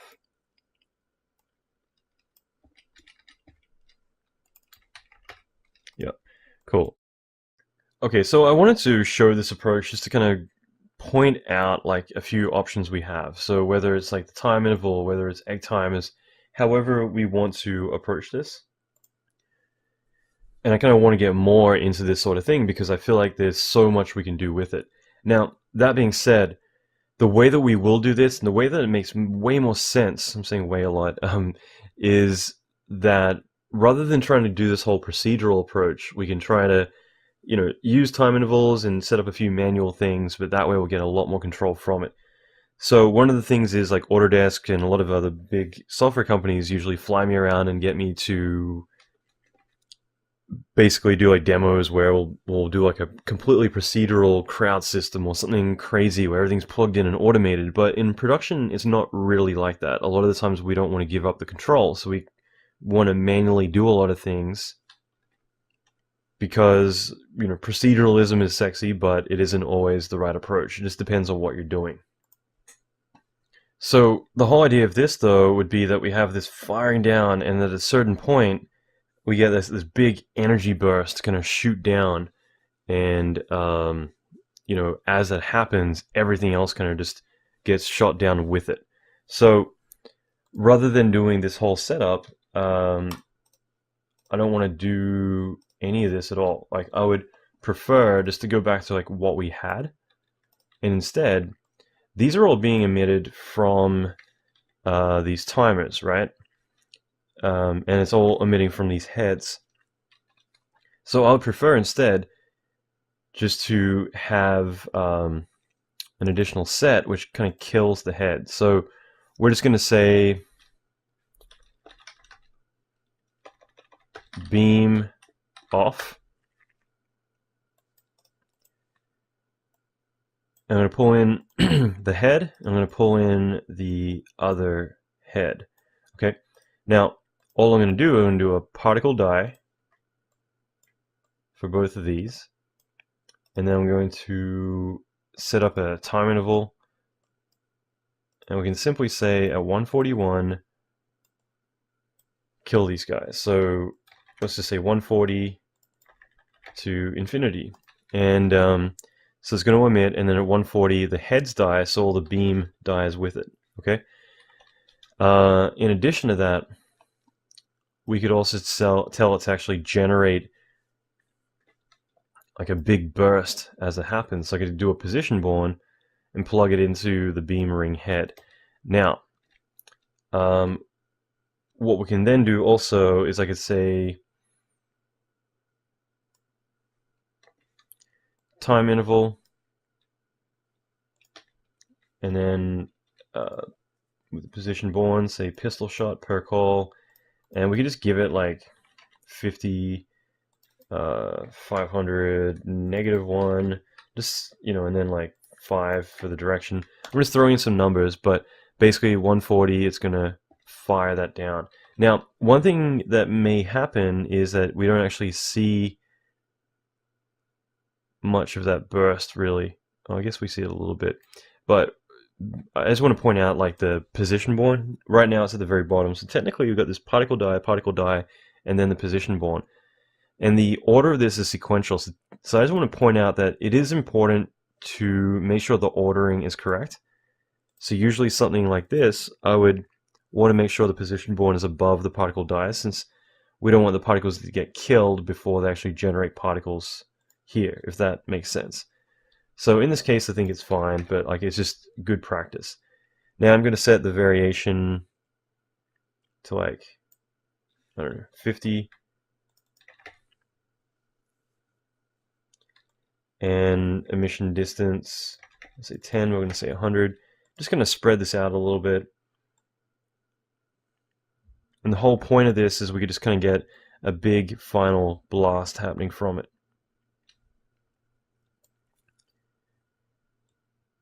Maybe I'll lower that. So the other thing is, rather than getting the position from there, we could get the position from the center, like the inner one.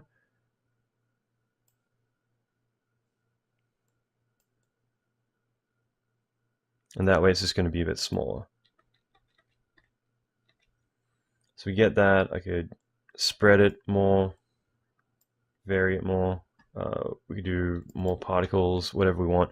But that way we just get this big burst, shoot down. Change the variation a little. Sorry, speed as well. Alright, anyway, so it's just an idea, but like that would be one way where technically this is procedural in the way that it generates that big burst and it shoots down. If I were to do that, I would just want to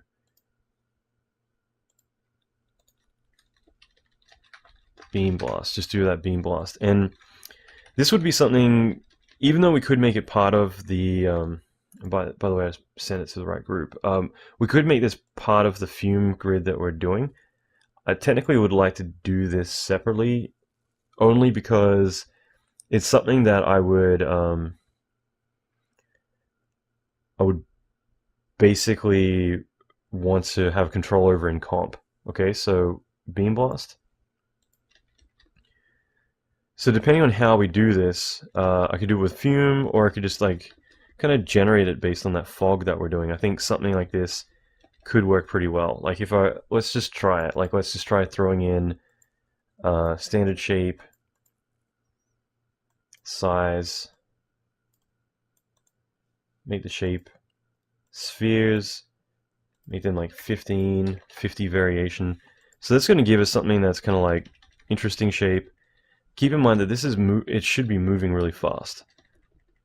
So right now it's like 1 second, half a second to shoot down. So yeah, I think we could probably go a bit faster. 750, and that way it's really gonna. Yeah, it's a little too fast. So like I don't know, like 601, 600, and that should just shoot down extremely quick.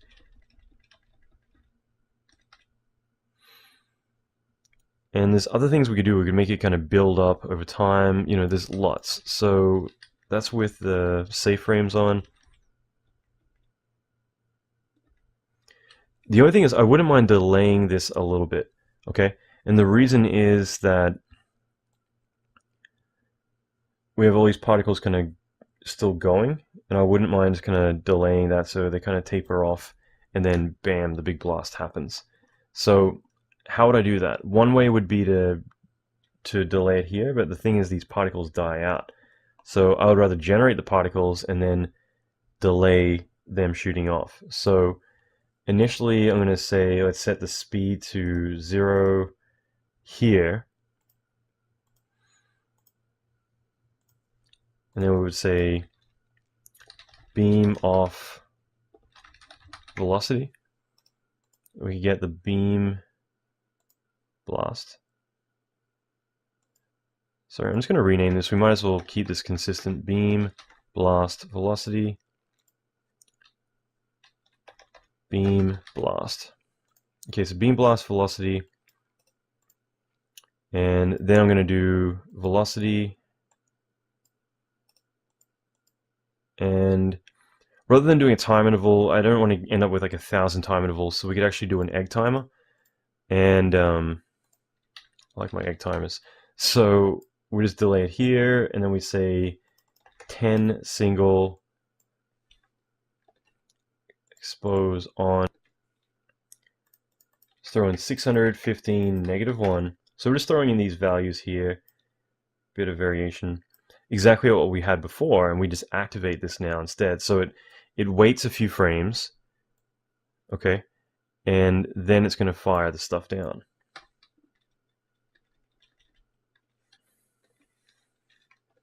Sorry, that should be 600.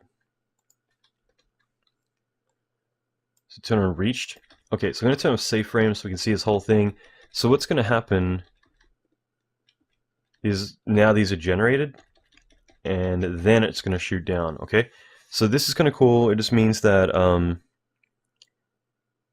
initially we get that delay, so that way the particles might begin to die out, and we can set the egg timer a bit longer, 20 frames. And it means we go back to the original time interval. Whatever we change there, it's all gonna, this is gonna be procedural. So we can wait for it all to die out a little bit, and then we get this blast to shoot down, okay? And it still is gonna happen pretty quick. So it dies down, bam, and that's gonna hit really quick.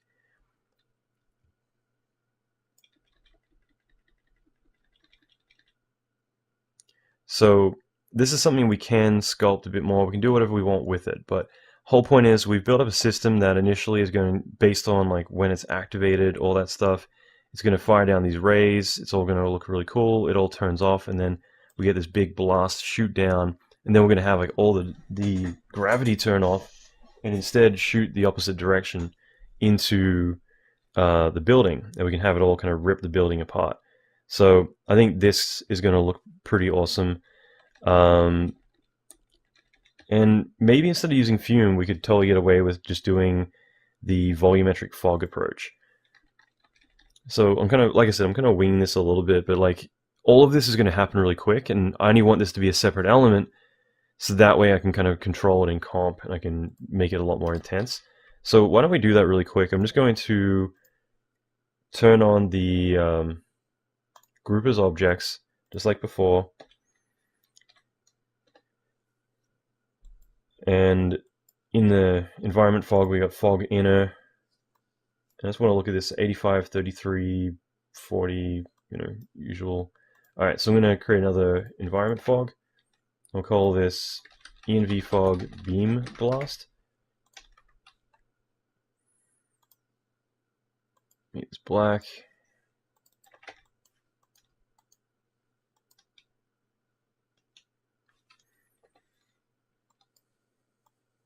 All right, I'm going to drop the opacity in. I think it was like 85, 33, something like that. All right, I'm going to hide these after I pick it.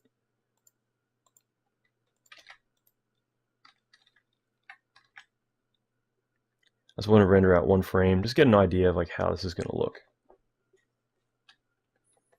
Oh, and just for now, because technically I took all the objects out of here, so the fog is just going to turn on universally. So we don't want that, so just turn these two off and just focus on the beam blast, which we have an object. Because whenever we turn group as objects off, it's going to remove all of that stuff. And I mentioned that would happen. Okay, so it's kind of intense. I'm going to set my additiveness down, this down, hopefully it's not too dull. That's helping. So I just want something like that. I don't need this to be some crazy thing, and I kind of feel like I'm kind of going back to the basics a little bit with like, in the 90s, this is what we would do, is kind of hack and slash things together. But I honestly think that for this, these elements, it's going to be all about comp. So it's going to look like crap in straight up 3D, but when we put it all together, I think it's going to work pretty well. So I'm not concerned. Now, that being said, I'm going to turn my environment fog off. I'm also going to turn group as objects off, because I know that's all going to work now.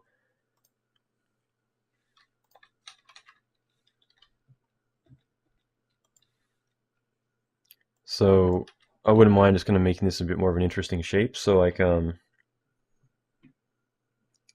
might sculpt this a little bit. So where are we? Beam blast. I might just say create beam blast, just so it's a bit more obvious.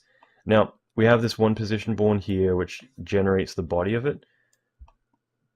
But I might, sorry, I'm just trying to keep this kind of close. I'm going to say beam blast body. And I'm just going to fake this a little bit. I'm going to say beam blast, I don't know, trail, something like that.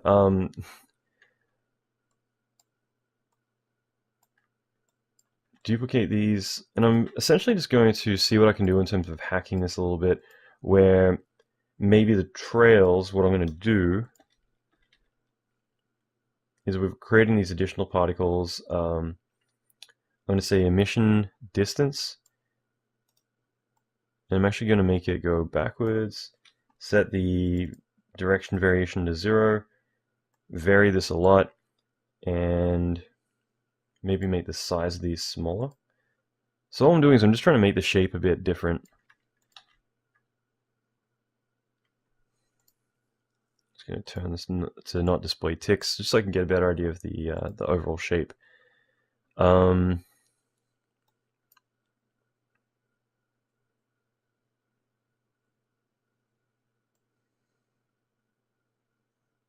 So I'm just trying to think of like what I could do to make this a little bit more interesting, where it kind of shoots down, and this is what we would see. It's just something a little bit different,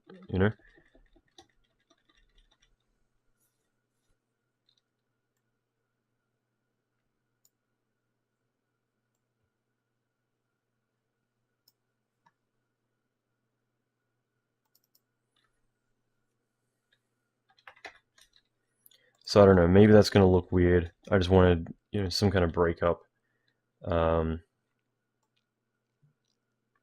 It's also doing something like that as well, but yeah, I just kind of want this to be a little bit different.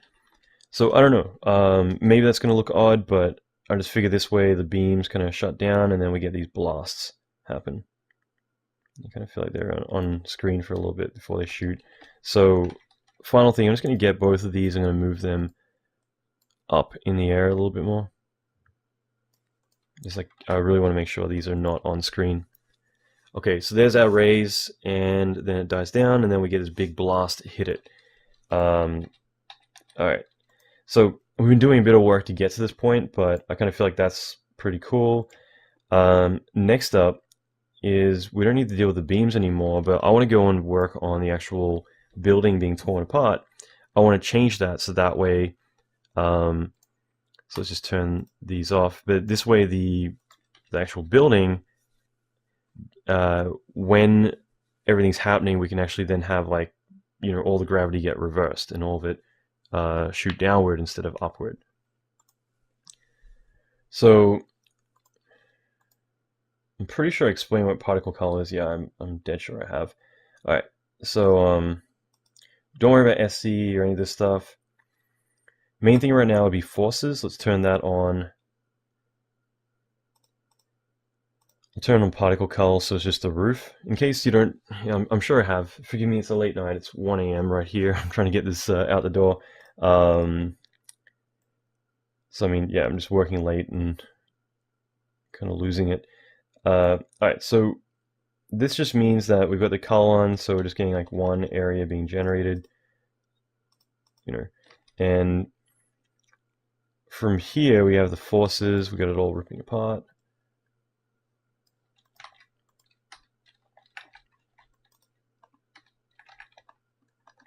So I'm just trying to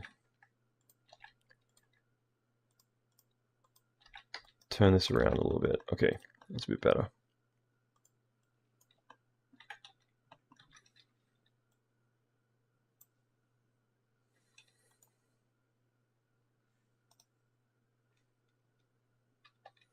So I'm just going to turn the cache back on for the prefrag so we get something broken apart that I can work with. And now we have the particle cull. So the particle cull just kills off these two groups, and it just means that they're a bit more efficient. Let's go a step further though. I'm going to create a box. I'm just going to right click, go object properties, turn off renderable display as box. So we just have this box here. I'm going to move it into position. The whole idea would be that I have a cube, and like anything inside of here right now, I could tell it to get deleted. So the whole point is I can make like a really fast simulation. So initially I'm just going to say everything in the, I don't know, in SC, I guess. I'm going to say particle die, and it's going to kill everything, okay? Which is not what we want, but it's a good start. I'm going to turn it on. I'm going to give it a condition. The condition is going to be in mesh. I'm doing this quick, but get a node, plug it in here. The node, okay, I'm going to slow down, but all I did is I created a node and I chose this box. Okay, this box is going to delete anything inside of it, which ultimately we don't want, but we'll start here. So we're going to set up a condition saying any particles in here, inside of that mesh, so any particles that appear in there, we're going to delete. So when we run this now, anything in the SC node should get deleted.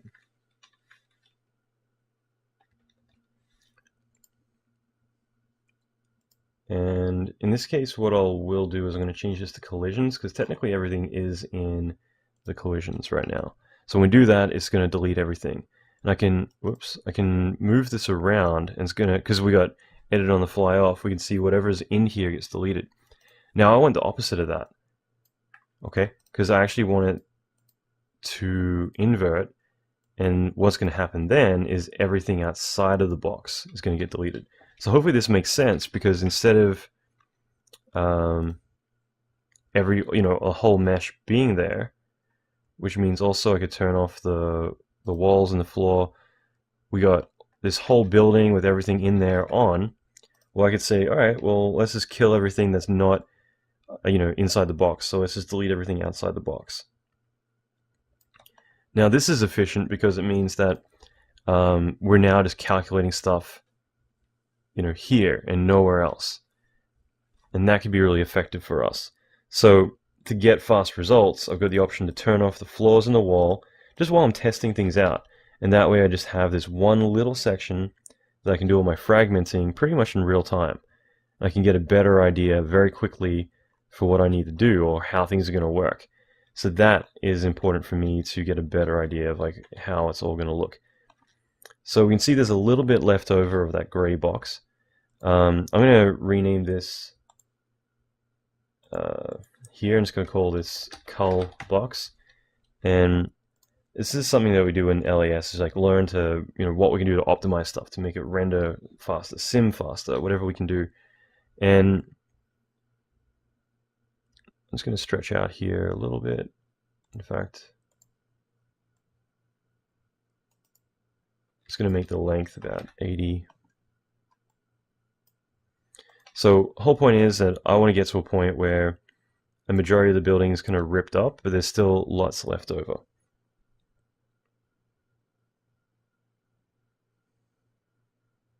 In this case, there's a little bit left over, but it's enough. Now, what I also want to do is, now that we've got that set up, we have the gravity and the turbulence and stuff here. I want to turn this off after 140 frames. So again, we could go completely procedural and link a lot of stuff up. I'm going to keep this as simple as I can, so there will be multiple time intervals, but I'm just going to say 0 to 140 to rip everything up, and then at 140 it's going to stop. Okay, at 140 we can shoot everything in the opposite direction. So no more gravity assigned after that. On top of that, I can get the whole SC group, and I can just throw in a velocity so we can fire it all back down. And it's pretty easy to do this. Oops, not time on. What I can do is I can just do a math invert. I can say, all right, well, rather than having too many time intervals, I could have this one here activating the gravity, and as soon as it turns off, we invert this, so it means that it turns this on. And we could set this to like 600, 25, -1. And just for testing purposes, I'm going to set this to like 100. Okay, so it just means that this stuff's going to shoot up, and then see how it all shoots down. That might be a little too fast. Let's do 250. But all this stuff's shooting up in the air, and then it all fires down at 100. So obviously at 140, this would just be our way of getting all the fragments to shoot up, and at 140 or whatever we wanted to do to it, we could then fire it all back down. Now I wouldn't mind having it the exact timing of this beam. So we have this beam going on. Well, if we look at the beam blast velocity of this egg timer, and it's at 20, okay, so it's up to us. Either we could copy the egg timer and we could do it that way, or we could do a time interval and just set it to like 20 frames later. So, either way would work. But the whole point is that now we have this beam shooting down, and all the pieces are rising up in the air, and then at 140, and then 20 frames later, they're all going to fire down as that blast happens. Okay, so one last time, I'm going to, again, we don't have dynamics on or anything right now, but I'm just going to make this here a little bit bigger. Let's say 75, 100. All right, I'm going to run a preview of this just to kind of get an idea of like what's going on. And yeah, like I said, essentially at frame 160, that's when that beam shoots down. So at 160, we're then going to have like everything come crashing down. And as that goes on, and maybe we'll make it faster, but we'll have it crash into the building itself, or we can just rip the building apart, whatever we want to do. But we're starting to kind of choreograph all of this and control all of it, which is, what we ultimately want. So I'm going to go kind of off script for a second. One thing I do a lot is I want to test stuff out fast, which is why we have that particle cull. Same deal, like I might want to test out dynamics really quickly, and I want it to be a bit more specific. So I'm just going to turn off edit on the fly because I don't need to keep having that on. But sometimes just to get collisions and stuff set up, I might do like ball test. And what this is going to be is I might just quickly go generator, position born, and plug this into, say, beam origin 1, position. So I'm just generating one particle, one pistol shot per call. And it's going to throw this into like a rigid body, make it live 1,000 frames, let's say 250, direction -1, 0. So I'm just quickly making this like generate a particle or whatever, and I'm gonna basically just want to make like a sphere really quickly.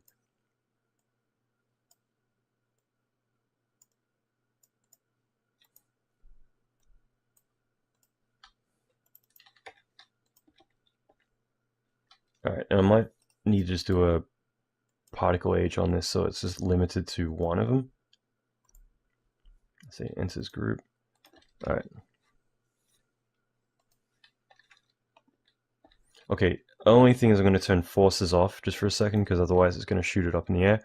But whole point is that now I've got this coming down, you know, which technically is considered a piece of rigid body as part of the roof. Okay, so if I turn shape collision on, this is going to come down, it's going to hit that wall. And one thing I just want to test, I just want to make sure is I'm going to go into TP Tuner. I just want to go change my rigid bodies one last time, just make sure they're all on 1. And let's just set this to like 30. I just want to set the frictions down a little bit because I feel like they're a little bit high. So I'm going to select these guys. I'm going to set 1. I'm going to set them to 35. All right. So I did that kind of quickly, but now this is shooting down. It's going to hit that collision. It's not really going to do anything because basically these are gray. Okay, like let's look at the hierarchy again. These gray ones are all in here, meaning that they don't move. Okay, all the pieces that break, they move around. These ones stay still. So I want to change that. I want to go into shape collision, and I want to say that let's do a volume breaker, and we could, you know, right now I don't really care. Okay, I'm just going to send this to like VB1, but like we could set up individual groups, and maybe we will. But I'm going to set this to like 100% activation. We'll keep everything else the same for now, but we'll plug this into B. Now, here's what we can do is, if we look at SC, we got A, B. So B are the collisions, A is the rigid bodies. So the point is that we could essentially say, hey, let's actually activate the collisions.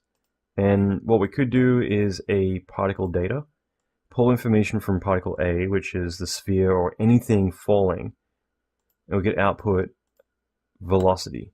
All right. Now with this velocity, we can do a threshold. And the threshold, we can say if this object, when it's hitting particle B, okay, because it's going to call the two together, if the velocity is above 250, then test true for this. So as this comes down, it's going to hit and fracture those pieces because it's hitting it hard enough. Okay? And so we have this this thing here. I'm just going to set, this is under forces, I'm going to set this just start at, I don't know, 16, just because I want the gravity to actually, yeah, 160. So like right now we actually don't have any gravity. That's the other thing, is we have gravity going up, but I want to set gravity going down. So let's do this. I'm going to plug in gravity and set this to like negative 250, something, I don't know, 200, something pretty high. Turn this on, plug it into the invert. So this invert is going to activate gravity. It's also going to give it that initial velocity kick. And that's the other thing, is right now this technically is going to be on for the entire time, which I don't really like the velocity being on that entire time. So I could use a good old egg timer and plug it into the invert and just say when single one frame reached. Okay, so I'll just explain why I'm doing this. Basically, I just want to give it an initial velocity, and we're not switching groups or anything, so we can't really use particle age. So I just want to say when the time interval, sorry, I think I was just going to test this out, but like when the time interval hits 160, it's going to flip it and say, okay, turn, sorry, I actually just like quickly test this to make sure I'm not crazy, but yeah, turn the up gravity off, okay, and instead turn these guys on, but I only want to turn this on for one frame, okay, so that way instead it fires down, it fires everything down, and then the gravity kicks in, because I don't want velocity, I want gravity. They're kind of different. So initially these are shooting up, but then let's just say that at frame 73 I wanted them to shoot downward. And with this velocity we could shoot it sideways or something, and we know that, like, you know, as you can see, it's arcing down, so it means that there isn't a constant velocity anymore, it's just one frame. So just make sure single, one frame, time interval, we could do 160. So we are getting kind of tricky here, but hopefully you can follow.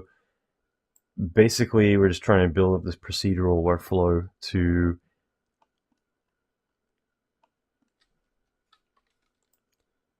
initially get everything going. Now, okay, so I haven't done all this, but I'm going to turn off the gravity here, and or here's an easier way. So I'm just going to set this to start at 1. All right, so it means that right away we have the sphere coming down, and it's going to hit, and it's going to break these pieces, and they're going to have gravity, so they're all going to start falling.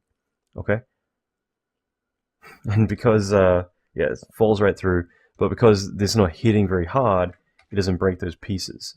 Whereas if we set the velocity a lot less, it would actually break more of those pieces. So threshold, I can set this to 1, and it's initially gonna, well, there's already bits breaking, but it's gonna hit that, and then it's gonna continue to break it apart. So I mean, maybe we want that. Maybe we just want it to kind of like easily break apart, because the main thing is, and I don't know, let's just leave it at 50. I think 50 is like a pretty good velocity. But what we can do is we can also just kind of make the building kind of get destroyed a little bit when that beam comes down, or we could actually use the beam as a collision object, which is another thing we can consider doing as well. But the whole point is that we just want to do something where this beam fires all the debris down, it's going to hit the structure, and it's going to rip it apart. So the reason I tested with the sphere is just it's fast. I can put a sphere, turn it on whenever I want, check that it's all working, and I can just turn the sphere off, and it's gone again. Okay, so already this is all working well. The one thing we haven't done yet is this whole dumb box. So here's the problem: is we could have all this debris. As we go back to forces, I'm going to set the time interval to 160. We could have all this debris shooting up in the air, doing its thing. Problem is that it's going to pass through this grid, which is going to make the particles dumb. All right, so we need to avoid that, because otherwise these particles will never collide with anything when they come back. So the dumb box group change stuff, we're doing it when it's based in a mesh. So what we can do here is do another time interval, and we can say and, so we say it's in the mesh, and it's 0 to 160.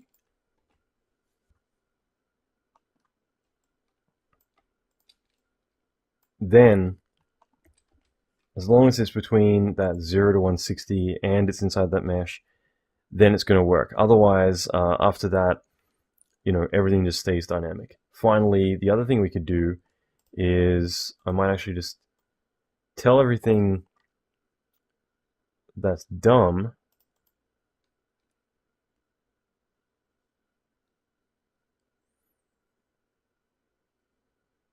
sorry, I'm looking for dumb. Okay, there we go.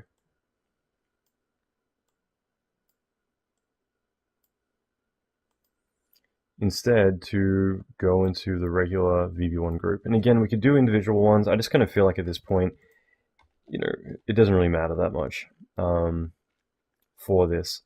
So at this point, we've got the dumb group, and I'm gonna do a math invert. Hopefully this works. Sometimes like having everything set up in the same space isn't good. So sometimes I need to set this up as a new dynamic set. But we're basically just saying that anything was dumb after that 160 is going to move into a dynamic group. So any dumb particles become dynamic again, like rigid bodies again. So, this is going way beyond what I intended. Initially, I wanted to just kind of create some beam that fired down, but I thought, why not make this interesting? Why not make this shoot up in the air and do all this crazy stuff? And now we're doing that. We're trying to get this to be way more interesting.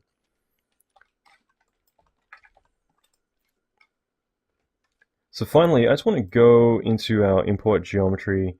I just want to check with the read geo that the ground is actually, again, we don't actually have it in here right now. So I'm going to just create a new group really quick. And I'm just going to get this.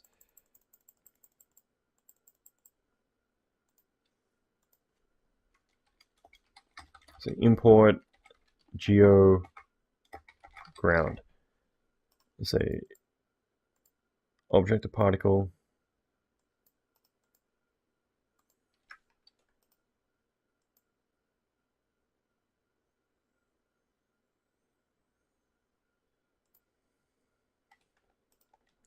Sorry, I'm going to do this. I'm just going to go pick object ground, pick object ramp. All right, I'm just going to do it this way. Ground, I'm going to put into the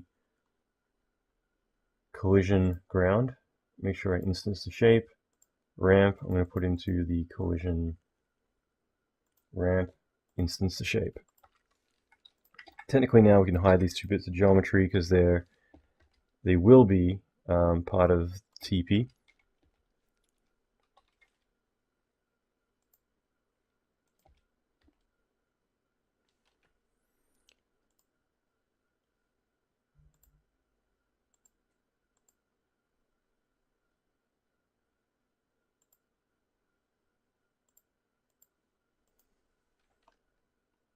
And only thing about that is technically they're not inside of this mesh, which is why they're not showing up.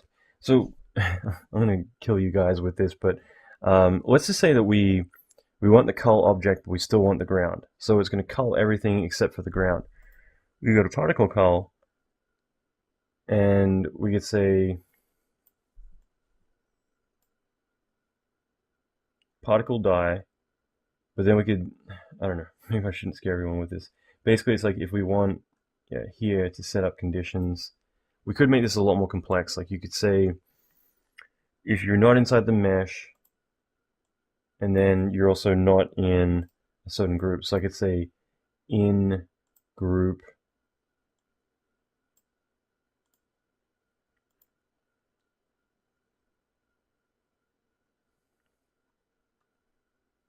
ground.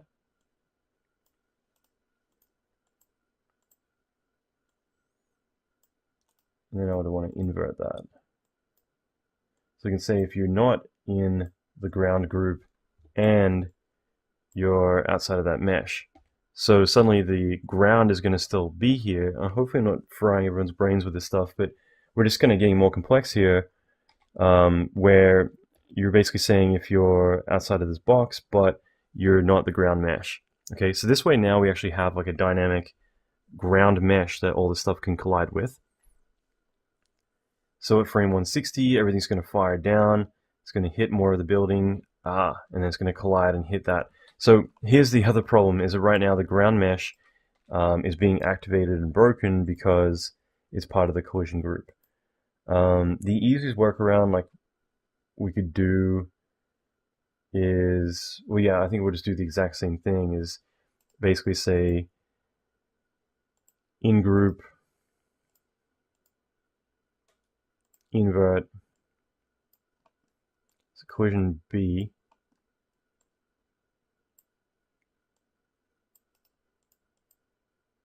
and so this is where we start to get really picky, but we're essentially saying, okay, collide with any of the objects and you can activate it all, but just don't touch the ground because the ground is off limits. The ramp isn't, but the ground is. Again, so hopefully that makes sense, but I'll just let this again get to 160 and then it's going to drop and it's going to break everything, but when it hits the ground it won't break the ground because technically, let me just make sure I did this. Yeah, I haven't done it actually. So I need to say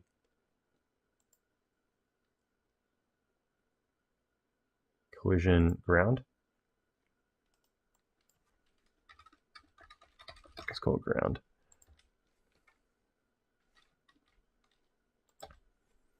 So 160, everything activates, fires down, breaks into things, and hits the ground. So some of the ground stuff is it's flying through it. We'll look at that next. But all in all, this is looking pretty damn good now. It's starting to really come together. More of this is breaking. We're pretty much there. Now, the final bit that I just want to do with this is, yeah, I want to fix up any penetration that might be happening. And I'm also just wondering whether when the beam comes down,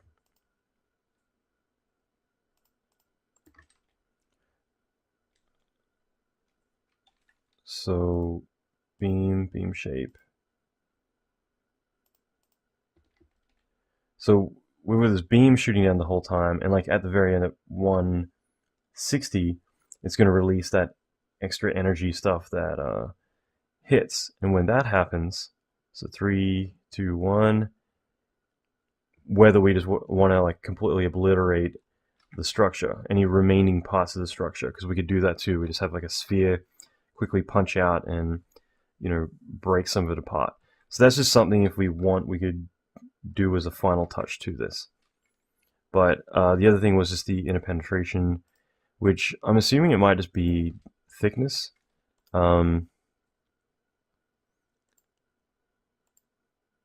Environment ground.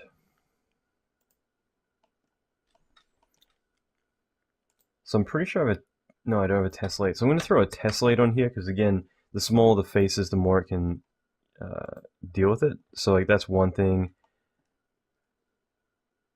I might try and do just to make this a bit thicker. Before I do that, however, I'm going to go back to Edit Mesh, do an Edit Poly, and just make the density a bit thicker, or the thickness a bit thicker, which makes sense.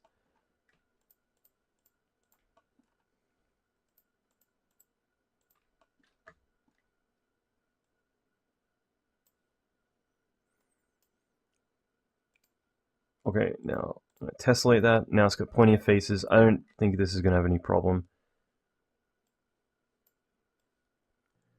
So like I said, the final thing I think would be cool, I might hold off, at least for now I'm going to hold off, is destroying the structure. I'm just going to wait, because either way I'd like to do all the plumes and everything else for it as well. So I kind of figure it might be worthwhile waiting on that. But I want to run a sim of this now, just so we can kind of get an idea of like how it's all coming together. So, you know, I'm going to keep all of these on, SC, beam plasma. So we got a lot of this stuff going on. I'm basically going to run a sim of this, and yeah, we've done a lot. we've done actually quite a lot. So we've got the beam blast, all procedural. That's going to be cool. And then we have like the building structure. And basically with this, like we've kind of set up a whole system where now the pieces at a certain frame are going to all fall down. And when they do, they're going to hit and break other parts of the building. And that will sequentially break apart as well. So it's going to be interesting just to look at this again, considering the fact that like we've built it all, but we haven't actually been testing it all. So it's going to be interesting just to see how it all comes together.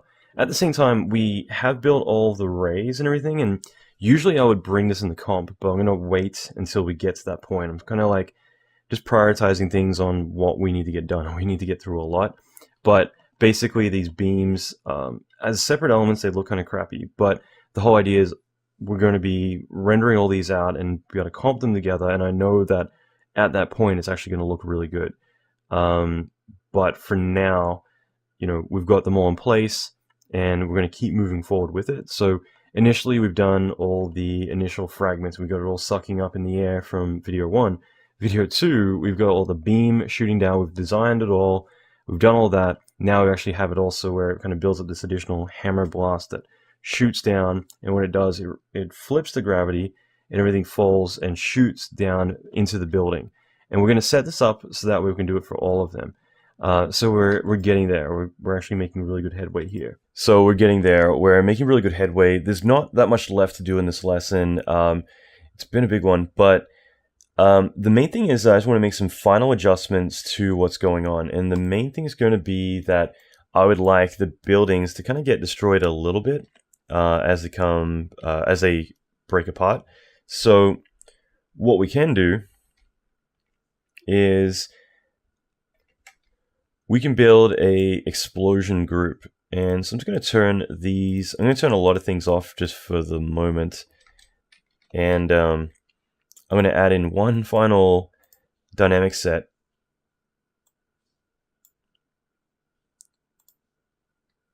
And we'll just call this Explode, for lack of a better name.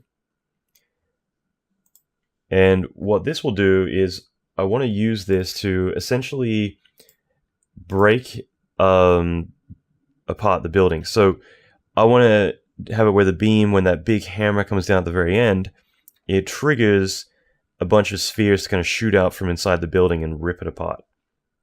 I don't want it to be like too violent, but I want it to be something. So this is the final bit. It's going to do a PPass AB. And what I want this to do is it's going to get the origin on.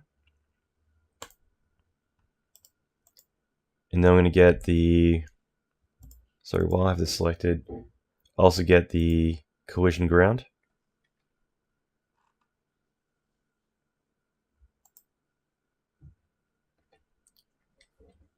And all I'm going to do is do an intersect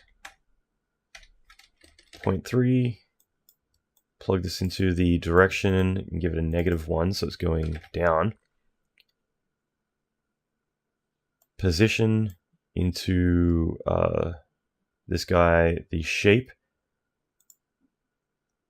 You know, I don't want it to hit any of these buildings. I just want to hit it on the ground there. So I'm just going to get the particle shape, plug that in. And finally, I'm just going to do a position born. And I want to send this to the collision group because I actually want this to be an unyielding collision as well. So I'm going to say C explode. Plug in the position. And C explode, pistol shot per call. And we'll make these last like not very long, like 4 frames. Alright.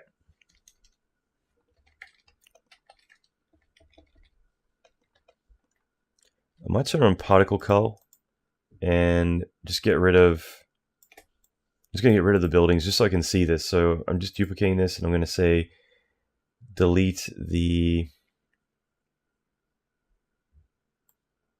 whole SC group. And then turn this off. Okay. So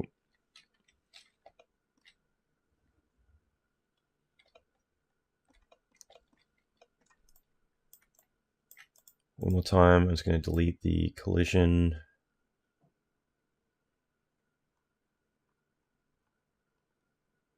B1. All right, so I just wanted to do that so I can just kind of see this a bit more clear. And so, you know, my particle color is just a way for me just to kind of sort through things quickly, you know, optimize things where I need to. All right, so with the intersect, I guess I forgot about this. I'll need to put in like speed is length 500. So it's got a good range to shoot down. And that way, the ground here, it's firing out this ray from above. And that's shooting down onto the ground, okay? So that's where our explosion is going to take place, inside the building. Now I want this to be about, like, I'm going to have a lot of points shooting out. I'm also going to give this some shape. I apologize about the background noise. All right, so standard shape. Sphere. And let's randomize this a little bit. 8.5. I don't know, it's just something like that. Just something where we've got like these shapes kind of shooting out. And I want to give them a lot of speed. So let's just like vary the lifespan. Give them a bit of speed. Vary the degrees a fair bit. Just something where these are going to shoot out kind of like that. Maybe even make that a bit wider. Finally, let's set up a time interval because I only want these to shoot out for 1 frame. So that ray shoots down at 160. So let's give it like 5 frames to come all the way down.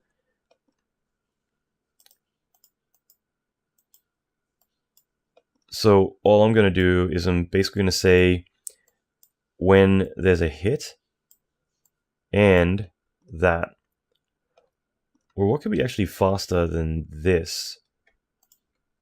Would be do a hit, but we only turn the intersect on at 165. Let's try that because that way it's only sampling the intersect for 1 frame as well.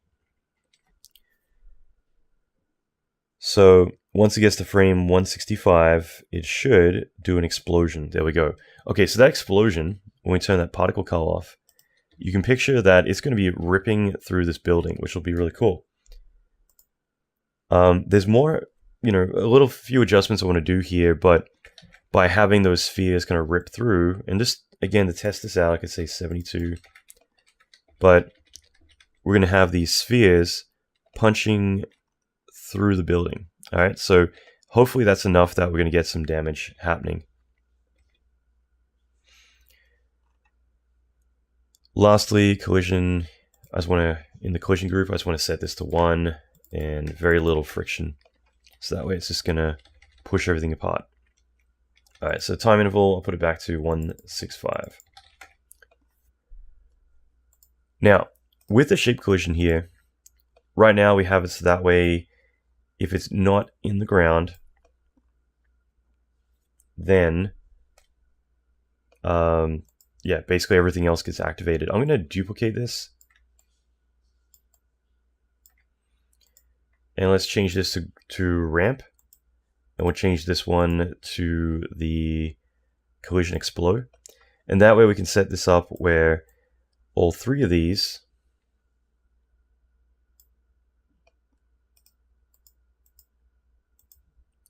need to test true. So just to be safe, I'm going to do it this way. I'm going to invert them all so it's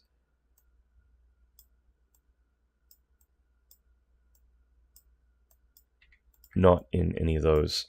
And all we're doing is we're basically saying if it's not, if the particles that are getting collided with are not the spheres exploding out, the ground or the ramp, then we can break them. And this way we're just telling it to not activate the ground. Otherwise, like bits can hit the ground and it'll actually break the ground, and we don't want that. So this is protecting these 3 groups from breaking apart. So I also want to just go in now really quick and make some final adjustments. I want to optimize some of this stuff because we are doing a lot of breaking and a lot of stuff. So I want this to break more. So I'm going to set the raster to 28 on the SC node. But a couple things I wouldn't mind doing is getting the radius expansion, because before we're having this neat kind of like pile growing up, now we're talking about destroying the building. I wouldn't mind kind of like making the breaking a bit more aggressive. So to do that, I would need to get like, I don't know, what would I look at? The initial size, let's say, or the time divider. Maybe time divider, set that to 120. And I just want to set my threshold, I don't know, to like 122, just something a bit bigger where now the size is allowed to grow bigger, and it's also going to grow a bit slower as well. So that's just going to allow more of the building to get eaten up over time. With our VBs, I'm just going to optimize this a little bit because they are a little too detailed. I'd rather go for bigger chunks, to be honest, and allow them to break down more. So in this case, I might set my raster to like 35.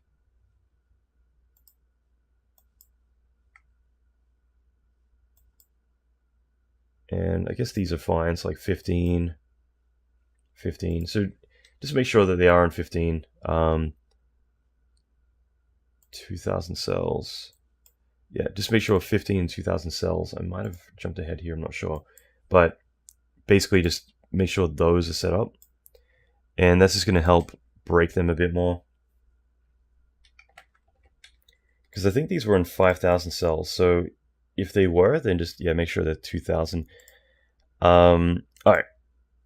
That's pretty much it. So now we have this explosive element. The VBs are a bit more optimized.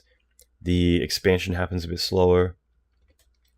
I might also just get my wind. I'm going to raise that. So as you can see, I'm just kind of quickly jumping in and kind of cranking up things a bit more now. So I kind of feel like, not too much, 0.17, something like that. I kind of feel like we're at a point now where everything's looking good. It's just a little too subtle. And now I feel like we're at that point where I just want to start to make things a bit more aggressive.